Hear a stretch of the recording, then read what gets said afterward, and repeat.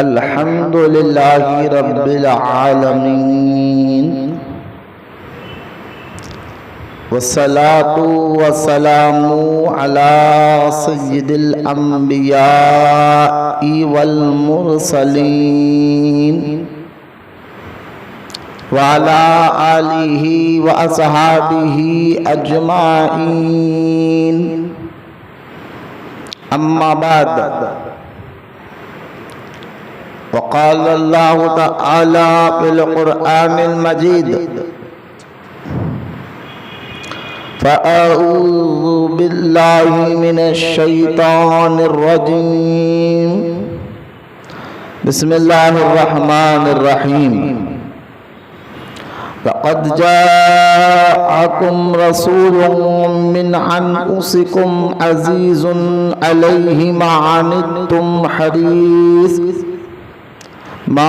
عنتم حريص عليكم بالمؤمنين رؤوف رحيم آمنت بالله صدق الله العلي العظيم وقال الله تعالى في شان حبيبه الكريم إن الله وملائكته يصلون على النبي يا أيها الذين آمنوا صلوا عليه وسلموا تسليما اللهم صل على سيدنا ومولانا محمد معادن الجود والكرم وعلى آله وأصحابه وبارك وسلم صلاة وسلاما عليك يا رسول الله صلی اللہ تعالی علیہ وآلہ وصحبہ وسلم اما بعد ہر تعریف اور بڑائی صرف اللہ تعالی کے لیے ہے جو سارے جہان کا مالک ہے، مختار ہے اور جو سارے جہان کا پالنہار ہے۔ میں اس بات کی گواہی دیتا ہوں کہ اللہ تعالیٰ کے سوا کوئی عبادت کے لائق نہیں، وہ ایک ہے، اس کا کوئی ساتھی اور شریک نہیں۔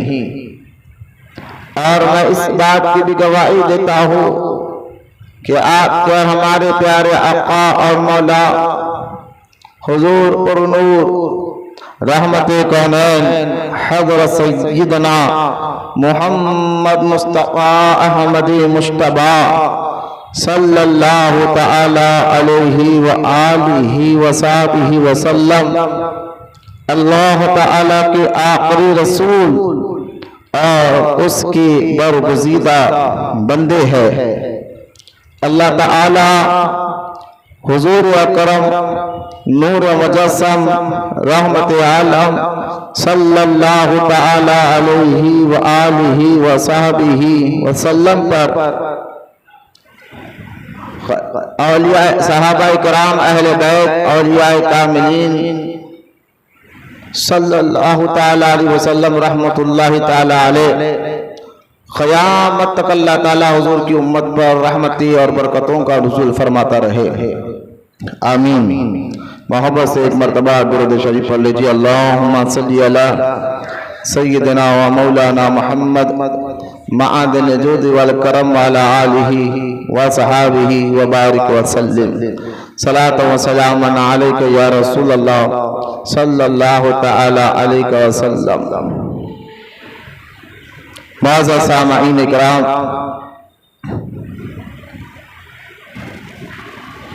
السلام علیکم ورحمۃ اللہ وبرکاتہ۔ قبل اس کے کہ ہمارا یہ دوسرا جمعہ ربیع النور کا، جس میں ہمارا موضوع کہ اللہ تعالیٰ کا سب سے بڑا احسان وہ کیا ہے، پیارے آقا صلی اللہ تعالی علیہ وسلم کی ذات مبارکہ ہے۔ اسی موضوع اور اسی ٹاپک پر ہم انشاءاللہ آگے بھی بیان کریں گے۔ اس سے پہلے ہم حضور کی شان و عظمت قرآن اور احادیث کے سامنے آپ کے سامنے بیان کرے۔ آئیے طریقہ سنت و جماعت کے مطابق درود پاک کی اہمیت اور اس کی فضیلت کو سنتے چلے۔ درود و سلام کے متعلق بے شمار احادیث مبارکہ موجود ہے اس کی فضیلت کے متعلق۔ انہی احادیث میں سے ایک حدیث پاک میں آتا ہے، پیارے آقا رحمت کونین صلی اللہ تعالی علیہ وسلم نے ارشاد فرمایا، جو دنیا میں مجھ پر کثرت سے درود پڑے گا، قیامت کے دن اللہ تعالیٰ اس کو اپنے عرش کے سائے میں جگہ عطا فرمائے گا۔ سبحان اللہ۔ درود پاک کے متعلق بہت سے بزرگان دین نے اپنی کتابوں میں کئی واقعات بھی لکھے ہیں، کیونکہ یہ مہینہ ربیع النور کا مہینہ ہے۔ میں گزارش کروں گا کہ آپ کثرت سے جو آپ کو درود شریف یاد ہے وہ پڑھا کرے، اس کے برکات آپ محسوس کریں گے۔ حضرت سیدنا سفیان ثوری رحمت اللہ تعالی علیہ بڑے اکابر اولیاء اللہ میں سے گزرے ہیں۔ آپ فرماتے کہ ایک مرتبہ میں کعبۃ اللہ کا طواف کر رہا تھا، میرے سامنے ایک نوجوان بھی کعبۃ اللہ کا طواف کر رہا تھا، لیکن وہ قدم قدم پر درود پاک کی بڑی کثرت کر رہا تھا۔ طواف ختم ہونے کے بعد میں نے اس نوجوان سے پوچھا، تمہاری عادت حرکت اور چہرے بتا رہے ہیں کچھ اہم واقعہ ہوا جو تم، اور بھی دعائیں ہیں کعبۃ اللہ کے طواف کے دوران، لیکن کثرت سے تم درود پڑھے ہو، اس کی وجہ کیا ہے؟ اس نوجوان نے کہا کہ آپ سچ کہتے ہیں۔ وہ نوجوان کہنے لگا، میں اور میرے والد مکہ شریف آ رہے تھے، راستہ میں میرے والد کا انتقال ہو گیا، اور میرے والد کا چہرہ انتقال کے بعد بڑا سیاہ ہو گیا، کالا ہو گیا۔ میں حیران تھا، ایک گھنے جنگل میں اس منظر کو دیکھ کر میں والد کے لیے دعائیں مغفرت بھی کر رہا تھا، لیکن ایک دیکھتا کیا ہوں کہ گھوڑے پہ پیارے آقا رحمت کونین صلی اللہ تعالی علیہ وسلم تشریف لائے، اور لا کر میرے والد کے چہرے پر اپنا مبارک ہاتھ کو پھیرا تو چہرہ روشن ہو گیا۔ میں نے کہا، یا رسول اللہ صلی اللہ تعالی علیہ وسلم یہ کیسے ہو گیا؟ تو فرمایا، تیرا والد مجھ پر کثرت سے درود پڑھا کرتا تھا، اور اس کے بعد سرکار میرے آنکھوں سے غائب ہو گئے، اوجھل ہو گئے۔ یہ واقعہ میرے ذہن میں بیٹھ گیا ہے، اس لیے میں مکہ شریف تک اور پھر کعبۃ اللہ کا طواف جو کر رہا ہوں، وہاں سے یہاں تک، اب یہاں سے میں حضور صلی اللہ تعالی علیہ وسلم پر درود پڑھ رہا ہوں۔ سبحان اللہ۔ لہٰذا درود پاک ایک ایسا وظیفہ ہے جس کے پڑھنے سے جہاں اللہ تعالیٰ نیکی عطا فرماتا ہے، گناہ معاف فرماتا ہے، وہیں پر اللہ تعالیٰ اس کے درجات کو بھی بلند فرماتا ہے۔ درود پاک پڑھنے سے اللہ تعالیٰ دنیا میں، قبر میں اور آخرت میں کامیابی بھی عطا فرماتا ہے۔ میں اس لیے اکثر بیان سے پہلے حضور اکرم صلی اللہ تعالی علیہ وآلہ وصحبہ وسلم کی بارگاہ اقدس میں درود پاک کی فضیلت اس لیے ہی بیان کرتا ہو تاکہ آپ کے اندر اس درود پاک پڑھنے کا اللہ تعالیٰ جذبہ اور شوق عطا فرمائے۔ آئیے محبت اور عقیدت کے ساتھ پھر سے ایک مرتبہ پیارے آقا رحمت کونین صلی اللہ تعالی علیہ وسلم کی بارگاہ اقدس میں درود پاک کا نذرانہ پیش کرے، پڑھیے، اللہم صلی علی سیدنا و مولانا محمد وعلی آلہ واصحابہ وبارک وسلم، صلاۃ و سلام علیک یا رسول اللہ صلی اللہ تعالی علیہ وسلم۔ معزز سامعین اکرام، ربیع النور کا یہ مبارک مہینہ جس میں میں نے گزشتہ جمعہ آپ کے سامنے بیان کیا تھا کہ پیارے آقا رحمت کونین صلی اللہ تعالی علیہ وآلہ وصحبہ وسلم ساری کائنات کے لیے اللہ تعالیٰ نے آپ اور ہمارے نبی کو رحمت بنا کر بھیجا ہے، بلکہ ساری کائنات بھی کہنا میں سمجھتا ہوں غلط ہوگا، بلکہ سارے عالم کے لیے اللہ تعالیٰ نے ہمارے پیارے آقا صلی اللہ تعالیٰ علیہ وسلم کو رحمت بنا کر بھیجا ہے۔ لہذا حضور صلی اللہ تعالیٰ علیہ وسلم کی آمد کے بعد اگر ہم 1450 سال جو اسلام آ کر ہو چکا ہے، اس کی اگر ریسرچ کرے، ہسٹری پڑھے، تو آپ کو اندازہ ہوگا آج بھی لوگ پیارے آقا صلی اللہ تعالیٰ علیہ وسلم کی مبارک زندگی کو پڑھ کر یا سن کر ایمان لا رہے ہیں، کیونکہ اللہ تعالیٰ نے ہمارے پیارے آقا صلی اللہ تعالیٰ علیہ وسلم کے ذریعے پورے دنیا بھر کے انسانوں کو انسانیت سکھائی ہے، اخلاق سکھائے ہے، بری عادتیں ختم کرائے ہیں۔ آج بھی جو قانون اللہ اور اس کے رسول نے جو بنائے ہیں، وہ قانون جس کو ہم شریعت کہتے ہیں، دین کہتے ہیں، اسلام کہتے ہیں، اگر اس قانون کو غیر مسلم بھی جب غور و فکر سے پڑھتے ہیں تو وہ بھی کہتے کہ سبحان اللہ، ایسا قانون انسانوں کے لیے بننا چاہیے۔ لیکن قانون کس لیے بنتے ہیں؟ انسانوں کو سدھارنے کے لیے، انسانوں کو فائدہ پہنچانے کے لیے قانون آج بھی بنتے ہیں۔ پارلیمنٹ میں دنیا بھر کے اپنے اپنے ملک میں لوگ قانون بناتے ہیں، لہٰذا ان کا مقصد یہ ہوتا ہے کہ اس قانون سے برائی کو روکا جائے، اچھائی کو آگے بڑھایا جائے اور جو ہے انسانوں کو فائدہ پہنچایا جائے۔ اس لیے ملکوں میں قانون بنتے ہیں، لیکن وہ قانون کچھ سال کے بعد پھر حالات کو دیکھ کر لوگ بدل دیا کرتے ہیں۔ کوئی نیا لیڈر آیا تو کہتا ہے اب یہ قانون نہیں، ملک میں اب یہ قانون چلے گا، پھر یہ قانون نہیں، پھر یہ قانون چلے گا۔ اس طرح ہر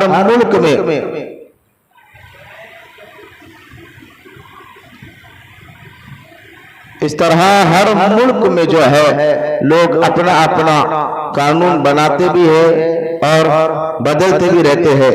لیکن آپ پوچھئے کہ قانون کیوں بنایا جا رہا ہے، تو یہی کہے کہ برائیوں کو روکنے کے لیے، غلط کاموں کو روکنے کے لیے اور اچھے انسانوں کو فائدہ پہنچانے کے لیے۔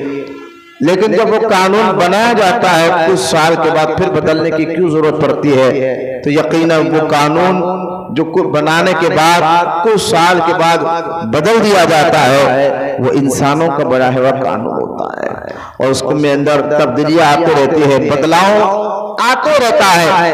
لیکن جو قانون اللہ تعالیٰ نے مصطفیٰ کریم کے ذریعے عطا فرمائے ہے، جو قانون اللہ تعالیٰ نے حضور صلی اللہ تعالیٰ علیہ وسلم کے ذریعے ہمیں قرآن اور احادیث کی روشنی میں عطا فرمایا ہے، وہ قانون جس کو ہم دین کہتے ہیں، اسلام کہتے ہیں، شریعت کہتے ہیں، وہ قانون 1450 سال ہو چکا ہے آ کر، لیکن آج تک اس کو بدلانے کی ضرورت ہی نہیں پڑی، اور انشاءاللہ قیامت تک بھی یہ قانون کوئی بدل نہیں سکتا، کیونکہ یہ قانون بندوں نے نہیں رب کائنات نے بنایا ہے اور حضور صلی اللہ تعالیٰ علیہ وسلم کے ذریعے بنایا ہے۔ تو لہذا اس قانون کو پریکٹیکل طور پر عمل کر مصطفیٰ کریم نے بتایا بھی ہے۔ صحابہ اور اہل بیت بزرگان دین رحمت اللہ تعالیٰ نے اپنی زندگیوں میں اس قانون کو اپنے اندر لائے، تو اللہ نے ان کو یعنی اس قانون پہ عمل کرنے کی وجہ سے اللہ تعالیٰ نے ان کو دنیا میں اور آخرت میں درجات کو بلند فرمایا ہے اور کو بلندی عطا فرمایا ہے۔ یہاں سے یہ ایک بات بھی معلوم ہو گئی، دنیاوی قانون پہ اگر کوئی بندہ عمل بھی کرتا ہے تو لوگ کہتے ہیں یہ اچھا انسان ہے کہ دنیا کے قانون پہ عمل کرتا ہے، کوئی ہیلمٹ کی پابندی کرتا ہے، کوئی سگنل نہیں توڑتا ہے۔ اور غرض کرنا بھی چاہیے، دنیا کے جو قانون جو انسانوں کو جس حد تک فائدہ پہنچاتے ہیں اس قانون کی میں بات کر رہا ہوں، اس کو عمل کرنا بھی چاہیے۔ لیکن جو قانون اللہ تعالیٰ نے عطا فرمایا ہے، جس کو شریعت اور دین اسلام کہا جاتا ہے، اس پہ جو بندہ عمل کرتا ہے اللہ تعالیٰ اس کو دنیا میں، قبر میں اور آخرت میں بھی بلندی عطا فرماتا ہے۔ یہ قانون ایسا قانون ہے جس کو شریعت کہتے ہیں۔ تو پیارے آقا सल्लल्लाहु ताला अलैहि वसल्लम के आने के बाद दुनिया भर के इंसानों के अंदर से गंदी आदतें बाहर निकली, अच्छी आदतें अंदर आए। जो कानून हमारे आपके आका सल्लल्लाहु ताला अलैहि वसल्लम ने हमें अल्लाह के हुक्म से अता फरमाए हैं, तो लिहाजा ऐसा नबी दुनिया में तशरीफ लेकर आए हैं जिसके आने के बाद इस्लाम में, दीन में और इस जमीन पर मैं कह सकता हूँ अल्लाह ने औरतों की इज्जत को लोगों के सामने बुलंद फरमाया है। ये कानून आने के बाद एक हुदूद मुकर्रर की गई है कि बाप का एक अपना मर्तबा है, माँ का एक अपना मर्तबा है, बड़े भाई का एक अपना मर्तबा है, औरतों में माँ हो, बहन हो, उनका एक अपना अपना मर्तबा है, लिहाजा बीवी हो उसका एक अपना मर्तबा है। ये सारे कानून देकर अल्लाह ताला ने हुजूर के जरिए हमें अता फरमाए और अता फरमा कर फरमाया कि हमने मोमिनों पर एहसान किया है, उनमें अपने महबूब को भेज दिया है। लिहाजा गुज़िश्ता जुम्मा मैंने ये दावा किया कि मिलाद इसलिए हम मनाते हैं क्योंकि हम अल्लाह का शुक्र अदा करते हैं कि अल्लाह तेरा शुक्र है कि तूने हमें अपने महबूब अता फरमाया, या अल्लाह तेरा शुक्र है तूने हमें अपने महबूब की उम्मत में पैदा फरमाया, और लिहाजा उस लिए हम मिलाद मनाते हैं। और मैंने ये भी आपको जुम्मा में कहा था कि सबसे पहले मिलाद की मुबारक महफिल, मिलाद कहते किसको है, मैंने ये भी बयान किया जिसमें आपको मैंने बताया कि मिलाद कहते हैं पैदाइश और विलादत को। खुद लफ्ज मिलाद ही मनाकर, यानी मिलाद को मनाकर हम शिरक नहीं करते, बल्कि शिरक मिलाद करने से खत्म हो जाता है। क्यों खत्म हो जाता है? क्योंकि हम मिलाद कर कर हुजूर सल्लल्लाहु ताला अलैहि वसल्लम की पैदाइश की खुशी मनाकर हम लोगों में ऐलान करते हैं, लोगों वो नबी दुनिया में पैदा हुआ था जिसने आने के बाद चांद के दो टुकड़े कर कर बताया, जिसने डूबे हुए सूरज को पलटा कर बताया, वो नबी जिसने जो है पत्थर को पानी पर चलाकर बताया, झाड़ को बोलने लगाया, ऐसे नबी जिसके मोजज़ात देकर माज़अल्लाह कोई उनको खुदा कह दे, अल्लाह कह दे, ऐसा हो नहीं सकता। बल्कि हम मिलाद कर कर कहते हैं वो नबी अल्लाह के बंदे हैं और उसके महबूब है। मतलब यह है कि मिलाद शिर्क को मिटाता है, क्योंकि अल्लाह ताला की जो अल्लाह ताला को मानते हैं उनमें एक बात ये भी मानना है कि अल्लाह ताला पैदा होने से पाक है, अल्लाह की कोई औलाद नहीं है, ना उसके कोई माँ बाप है। कुरान में हम सूरह इखलास पढ़ते हैं तो कहते हैं लम यलिद व लम यूलद, कि या अल्लाह तू जो है औलाद से भी पाक है, माँ बाप से भी पाक है, तो जो अल्लाह है वो पैदा नहीं हो सकता। याद रखे, जो रब है वो पैदा नहीं हो सकता। ये मुसलमानों का अकीदा है कि वो औलाद से पाक है, पैदा होने से अल्लाह ताला पाक है। तो जो रब है वो पैदा नहीं हो सकता, और जो पैदा हो जाए वो रब नहीं हो सकता। लिहाजा हम मिलाद कर कर हुजूर की पैदाइश का जिक्र कर कर हम ये ऐलान करते हैं, ऐसी शान अजमत वाला नबी जिसने ऐसे मोजज़ात बताए, चंद मोजज़े ईसा अलैहिस्सलाम के देकर ईसाइयों ने ईसा अलैहिस्सलाम को खुदा का बेटा कह दिया, लेकिन हमारे नबी को अल्लाह ताला ने सारे नबियों से ज्यादा शान अता फरमाए हैं। ऐसे मुस्तफा करीम सल्लल्लाहु ताला अलैहि वसल्लम की पैदाइश कर कर हम कहते हैं कि हम उनको खुदा अब भी नहीं कहते, बल्कि हम कहते हैं वो मिलाद कर कर वो नबी पैदा हो और वो अल्लाह के बंदे हैं और उसके महबूब है। तो मिलाद जो है शिर्क को मिटाता है, और ये मिलाद का सबसे पहला जलसा मैंने जुम्मा में बताया था गुज़िश्ता के आलम अरवाह में अल्लाह ताला ने किया था। और फिर जो है हर नबी ने हुजूर सल्लल्लाहु ताला अलैहि वसल्लम की आमद का जिक्र किया, जैसा कि गुज़िश्ता जुम्मा मैंने आदम अलैहिस्सलाम के वसीयत जो अपने बेटे शीश अलैहिस्सलाम को किया था, ये सारा वाक़या इमाम جلال الدین سیوطی شافعی رحمت اللہ تعالی علیہ اپنی کتاب خصائص کبریٰ میں لکھتے ہیں، میں نے وہ بیان کر چکا، میں یہ کہہ رہا ہوں جتنے نبی زمین پر آئے ہیں اللہ کے حکم سے، جتنے رسول آئے ہیں، جتنے نبی آئے، ہر نبی نے، ہر رسول نے اپنی امت کو آپ کے اور ہمارے نبی کی آنے کی بشارت عطا فرمائی۔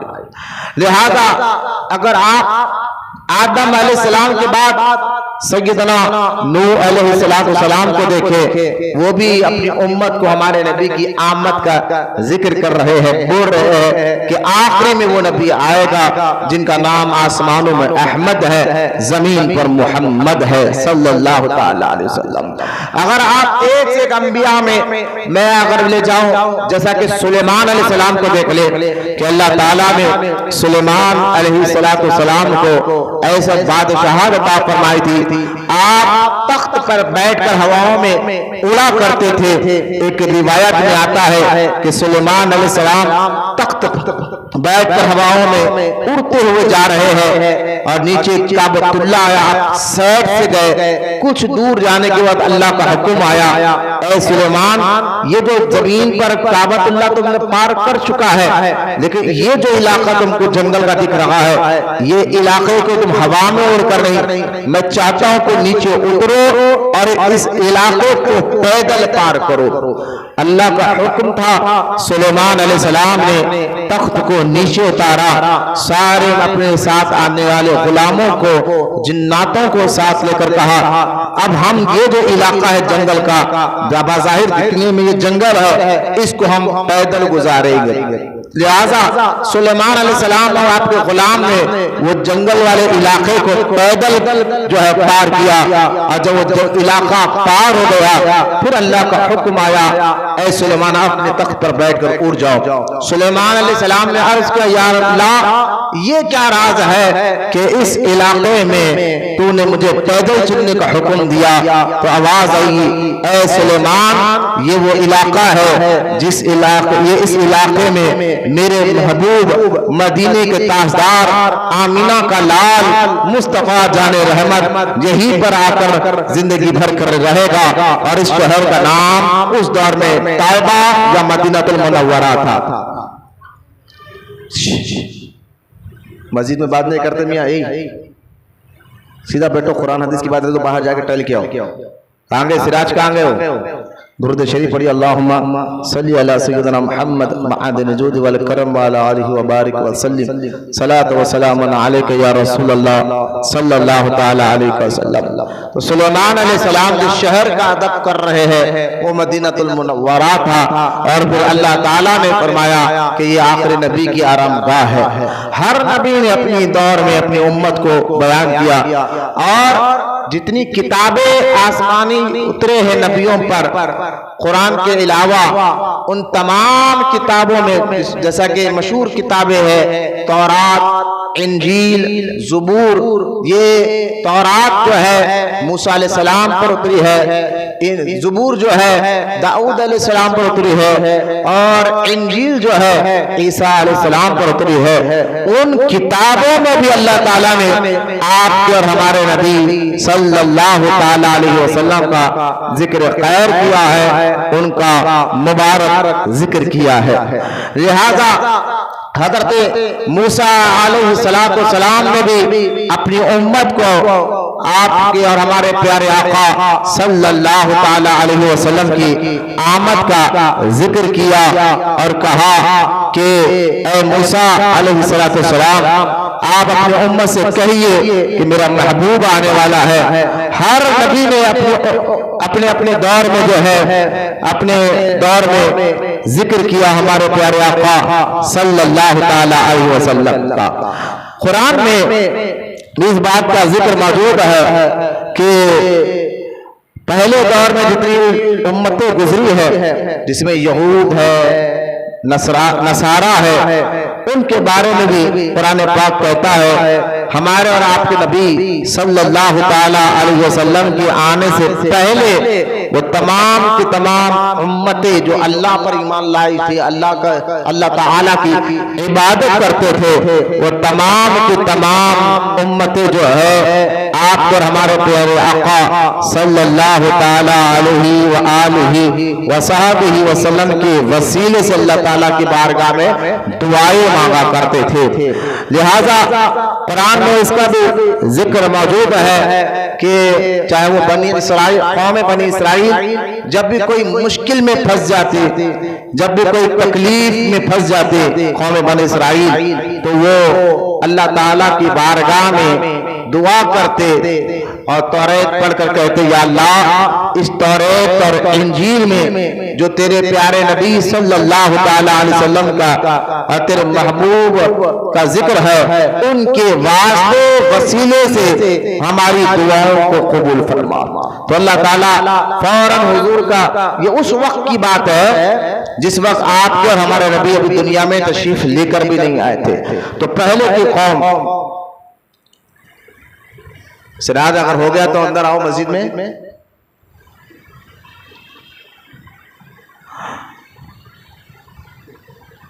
کتنی دیر ہوتی ہو؟ اور فرمائیے کہ پہلے کی امت بھی ہمارے نبی کا واسطہ وسیلہ لے کر اللہ تعالیٰ کے بارگاہ میں دعائیں کیا کرتے تھے۔ اسی طرح توریت میں، انجیل میں، زبور میں جو ہے ہمارے اور آپ کے نبی صلی اللہ تعالیٰ علیہ وسلم کا ذکر پاک ہے، ذکر خیر موجود ہے۔ اور جو ہے اگر آپ دیکھتا جو ہے تو حضرت ابراہیم علیہ السلام نے بھی اللہ کی بارگاہ میں دعا کی، اس دعا کا ذکر قرآن پاک میں موجود ہے، جس میں آپ نے دعا کی تھی یا اللہ تیرے محبوب کو میرے خاندان، میری اولاد میں پیدا فرما۔ یہ دعا پہ قبول ہوئی۔ عیسیٰ علیہ السلام کی دعا اور اپنی امت کو جو عیسیٰ علیہ السلام بشارت دے رہے تھے اور اس میں اس کا بھی ذکر اللہ تعالیٰ نے قرآن میں کیا، اور عیسیٰ علیہ السلام نے خود کہا کہ میرے بعد جو نبی آئیں گے ان کا نام اسمہ احمد ہوگا۔ قرآن میں ذکر ہے حضور کے نام مبارک کے ساتھ اسمہ احمد، ان کا نام احمد ہوگا آسمانوں میں، اور زمین پر محمد ہوگا صلی اللہ تعالیٰ علیہ وسلم۔ تو یہ سارے باتیں میں سنا اس لیے رہا ہوں کہ میلاد کا ذکر کرنا کہ وہ آنے والے ہیں، یہ سارے نبیوں نے اپنی امت کو ذکر کیا ہے۔ ہر امت اس بات کو واقف تھی، جانتی تھی کہ محبوب خدا مصطفیٰ جان رحمت صلی اللہ تعالیٰ علیہ وسلم دنیا میں تشریف لانے والے ہیں۔ اس کے بعد آپ پر ہمارے پیارے آقا صلی اللہ تعالیٰ علیہ وسلم کی پیدائش 12 ربیع النور کو ہوئی۔ 12 ربیع کا مبارک مہینہ تھا اور پیر کا دن تھا، اور اس صبح صادق کا وقت تھا۔ بی بی آمنہ کے گھر مکہ المکرمہ میں، اس مکان میں جو آج وہ مکان موجود ہے، اللہ کے رسول صلی اللہ تعالیٰ علیہ وآلہ وصحبہ جلوہ فرما ہوئے ہیں۔ لہذا اس تمام باتوں سے میں یہاں تک میں آپ کو یہ سمجھاتا رہا کہ ہمارے نبی کی پیدائش کا ذکر خود اللہ تعالیٰ نے بھی کیا ہے، سارے نبیوں نے بھی کیا ہے، اور حضور صلی اللہ تعالیٰ علیہ وسلم کی آمد کا ذکر حضور علیہ السلام سے پہلے جتنے نبیوں کی امتیں گزری ہے، جو سب سے بڑی امت بنی اسرائیل کو کہا جاتا ہے، ان کو بھی معلوم تھا کہ آمنہ کا لال مصطفیٰ کریم دنیا میں تشریف لانے والے ہیں۔ تو یہ ساری باتوں کا بیان کرنا کا نام ہی میلاد ہے۔ پھر آگے دیکھیں ایک حدیث پاک مجھے یاد آ گئی جو بخاری شریف میں حدیث پاک ہے، اور قرآن پاک کی وہ آیت کا ذکر بھی جو گزشتہ جمعہ سورہ فتح کے میں نے آیت کا ذکر کیا، جس میں اللہ تعالیٰ نے ارشاد فرمایا کہ ایمان لاؤ اللہ پر اور اس کے رسول پر، اور اس نبی کی خوب خوب تعظیم کرو۔ کچھ وہابی اور بدعقیدہ جو ہے یہ بات کرتے ہیں کہ بھائی کہ میلاد کیوں کرتے ہو، تو ہم ان کو یہ جواب دیتے ہیں کہ جناب میلاد ہم اس لیے کرتے ہیں، نبیوں کی تعظیم کرنے کا حکم، ہمارے نبی کی تعظیم اور عزت کرنے کا حکم اللہ تعالیٰ ارشاد فرماتا ہے قرآن میں۔ اور قرآن پاک میں جو ہے تعظیم کرنے کا اللہ حکم دے رہا ہے ہمارے نبی کی صلی اللہ تعالی وسلم. تعظیم کا مطلب کیا ہے؟ میں تم لوگوں کو جبھی بولا یہ لوگ بیٹھنے والے نہیں ہیں، بھجا دو لوگ. نہیں سمجھ میں آیا تمہاروں کو؟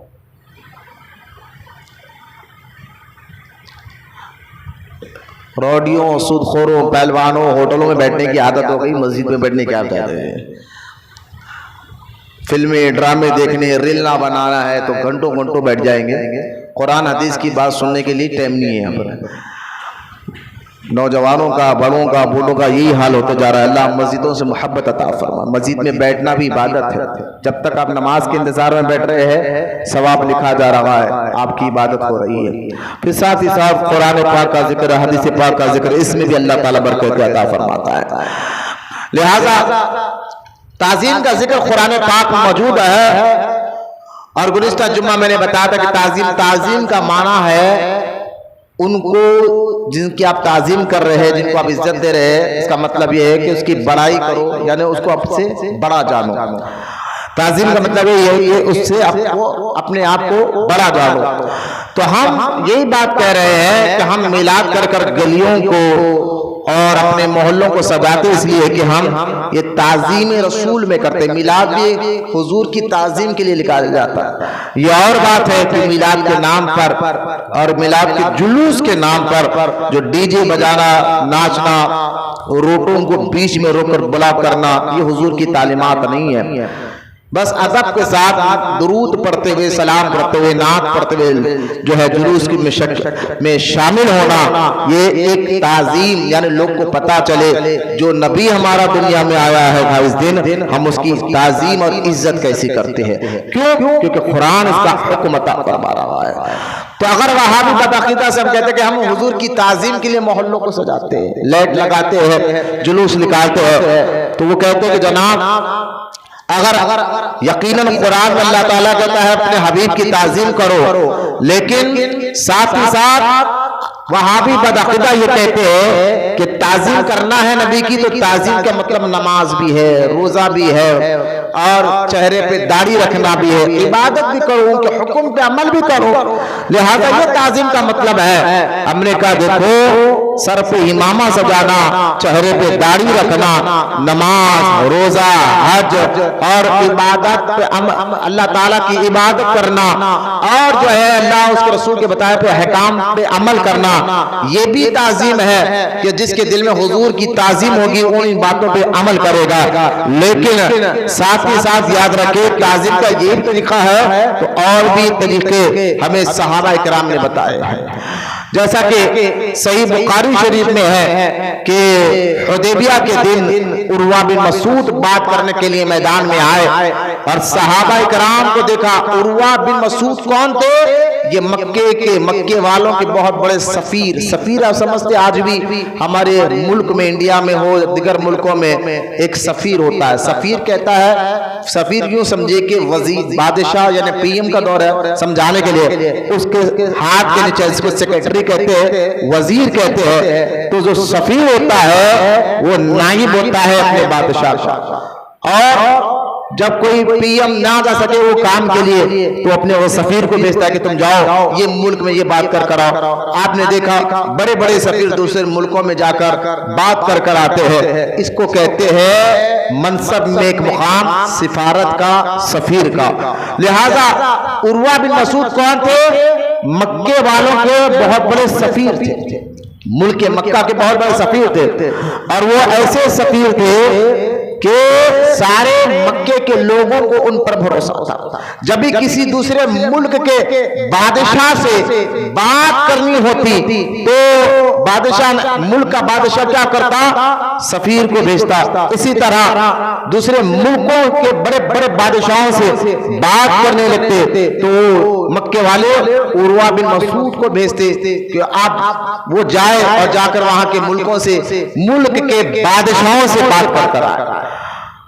اسے ایک اور بات ہے کہ سفارت یعنی سفیر کہتے ہیں، کس کو میں نے یہ مقام بتایا. وہاں پر ایک بات یہ بھی رکھے، سوچئے کہ جو سفیر جو ہوتا ہے دوسرے ملک کے بادشاہوں سے بات کرنے کے لیے جاتا ہے، اپنے ملک کی پوری ذمہ داری کاندھوں پر رکھ کر جاتا ہے اور ایسی بات کرے جس سے جو ہے ملک کی عزت اور وقار بھی رہ جائے. دوسرے ملک کے راجاؤں سے بادشاہ سے بات کر رہا ہے تو اپنے ملک کی عزت بھی رکھتا ہے اور اس کا وقار بھی رکھتا ہے. اب مجھے بتائیے کہ جو سفیر ہوتا ہے اس کو کتنا عقل مند ہونا چاہیے, سمجھدار ہونا چاہیے. سفیر ہر ایک ایرے غیرے کو نہیں بنایا جاتا, وہ بڑا پڑھا لکھا ہوتا ہے, سمجھدار ہوتا ہے, عقل مند ہوتا ہے. اس کو معلوم ہوتا ہے کہ کس سے کب اور کیسی بات کرنی ہے. کیوں؟ کیونکہ اس کے اوپر پورے ملک کی ذمہ داری ہے. اگر وہ صحیح بات نہیں کرے گا تو لوگ ملک کا مذاق اڑائیں گے, ملک میں رہنے والوں کا مذاق اڑائیں گے. یہ کیسے ملک کا آدمی ہے, اس کو تو بڑوں سے بات کرنے کا طریقہ تک نہیں معلوم. لہذا عروہ بن مسعود کون تھے؟ یہ مکے کے سفیر تھے. سوچ لیجیے سفیر کا مقام کتنا ہوتا ہے اور کیسا دانش مند, عقل مند ہوتا ہے, سمجھدار ہوتا ہے. یعنی آنے والے حالات کو وہ سمجھتا ہے, پرکھتا ہے, اس کے بعد بات کرتا ہے. عروہ بن مسعود اس دور میں آج سے 1450 سال سے پہلے اس دور میں دو حکومتیں بڑی مشہور تھی جن کے پورے آدھی دنیا پر جن کا پورا کنٹرول تھا. حضور کے دور مبارک میں آدھی دنیا پر پورا کنٹرول تھا اس دور. آج بھی یہ بات ڈھکی چھپی نہیں ہے, ریسرچ کر دیکھ لیا تو آپ کو معلوم ہو جائے گا. گوگل کا دور ہے, سرچ کر دیکھ لے. 1400 سال پہلے دو حکومتیں ایسی تھی ایران پہ, لیکن ان کی حکومت آدھی دنیا پر تھی جن کو اس دور میں سپر پاور ملک کہا جاتا تھا. جو آج کے دور میں امریکہ کو لوگ کہتے ہیں کہ وہ سپر پاور ملک ہے. سپر پاور ملک کب ہوتا ہے؟ جب ہر طریقے سے وہ طاقتور ہو, فوج سے, ہتھیار سے, پیسے سے, ہر چیز سے وہ طاقتور ہو. اس کو سپر پاور ملک کہا جاتا ہے. لہذا عروہ بن مسعود وہ شخص تھے جو اس دور میں سپر پاور ملک کے جو بادشاہ تھے جن کو قیصر اور کسریٰ کہا جاتا تھا. اس دور میں قیصر اور کسریٰ کہا جاتا تھا. قیصر اور کسریٰ بھی جب یہ عروہ بن مسعود جاتے نا تو وہ عروہ بن مسعود کو اپنے محل میں آنے کی اجازت دیتے تھے. یعنی اتنے سمجھدار تھے عروہ بن مسعود, اتنے سمجھدار تھے کہ بڑے بڑے بادشاہوں کی ان کی پہچان تھی.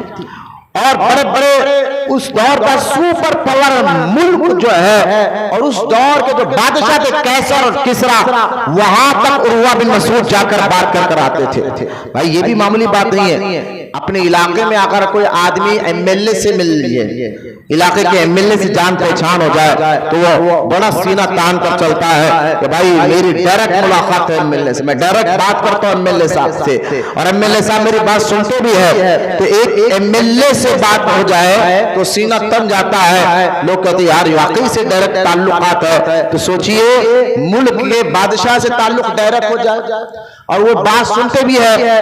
تو عروہ بن مسعود کون تھے کہ مکے کے سفیر تھے اور بڑے بڑے بادشاہوں کے پاس ان کا آنا جانا تھا اور بات چیت تھی, ملاقات تھی, وہ جا کر بات کر آتے تھے. اب یہاں تک میں آگے بڑھنا چاہتا ہوں. یہ عروہ بن مسعود جو ہے مکے والوں نے کہا کہ آپ جا کر ہمارے نبی سے بات کریں, حضور صلی اللہ تعالی علیہ وسلم سے بات کریں کہ حضور مکہ چھوڑ کر مدینہ جا چکے تھے, مدینہ پاک سے واپس جو ہے عمرہ کرنے کے لیے آئے تھے. تو مکے والوں نے آپ کو شہر کے باہر روک دیا. اس علاقے کا نام حدیبیہ کہا جاتا ہے, آج بھی وہ میدان موجود ہے. تو عروہ بن مسعود جو ہے آئے, سوچئے کتنے سمجھدار ہے, کتنا علم تھا, سمجھدار تھے, دانش مند تھے, عقل مند تھے. وہ آئے بات کرنے کے لیے, لیکن جیسا ہی اس میدان میں پہنچے جس میدان میں آپ اور ہمارے نبی صلی اللہ تعالی علیہ وسلم کھڑے تھے اور صحابہ 1400 صحابہ اکرام حضور کے ساتھ موجود تھے. لہذا عروہ بن مسعود آئے تو اس وقت اللہ کے رسول صلی اللہ تعالی علیہ وسلم اس وقت میدان میں وضو کر رہے تھے. توجہ فرمائے, وضو کر رہے تھے. اتنا بڑا سفیر آیا ہوا ہے ملک عرب کا, لیکن اللہ کے رسول صلی اللہ تعالی علیہ وسلم وضو کر رہے تھے. تو وضو کرتے کرتے میرے اور آپ کے نبی نے لعاب دہن کو تھوکا, یعنی کھنگار کر تھوکا, جس کو ہم تھوک مبارک کہتے ہیں. صحابہ اکرام اس تھوک مبارک کو بھی ہاتھ میں لے کر چہرے پر مل رہے ہیں. یہ منظر دیکھا, صحابہ کا منظر دیکھا. صحابہ جہاں کیا ان کے چہرے پر داڑھی نہیں تھی, کیا وہ نمازی نہیں تھے, کیا ان کے سروں پر امامہ نہیں تھا, لیکن اس کے باوجود بھی ایسی تعظیم کرنا, اس کے باوجود بھی ایسی عزت کرنا. یہاں تک کہ عروہ بن مسعود کہتے ہیں میں نے دیکھا کہ हुजूर सल्लल्लाहु अलैहि वसल्लम थूकते तो सहाबा थूक को भी जमीन पर गिरने नहीं दे रहे, हाथ में लेकर चेहरे पर मर रहे थे। अल्लाह के रसूल सल्लल्लाहु अलैहि वसल्लम वुजू कर रहे थे, वजू का एक कतरा पानी भी जमीन पर नहीं गिरा, सहाबा हाथ में लेकर अपने चेहरे और सीनों को मल रहे थे। ये ताजीम का तरीका कौन देख रहे हैं? सारा मंजर ऐसा अक्लमंद आदमी देख रहा है जो बड़े बड़े बादशाहों को देखकर आया है। किसरा और कैसर जैसे बादशाह जिनके महल सोने के थे, कुर्सी सोने की कुर्सी पर बैठा करते थे, वहां पर उन्होंने ऐसी इज्जत नहीं देखी जो इज्जत सहाबा ने अपने नबी की कर कर बताया, जो अदब सहाबा ने अपने नबी का कर कर बताया।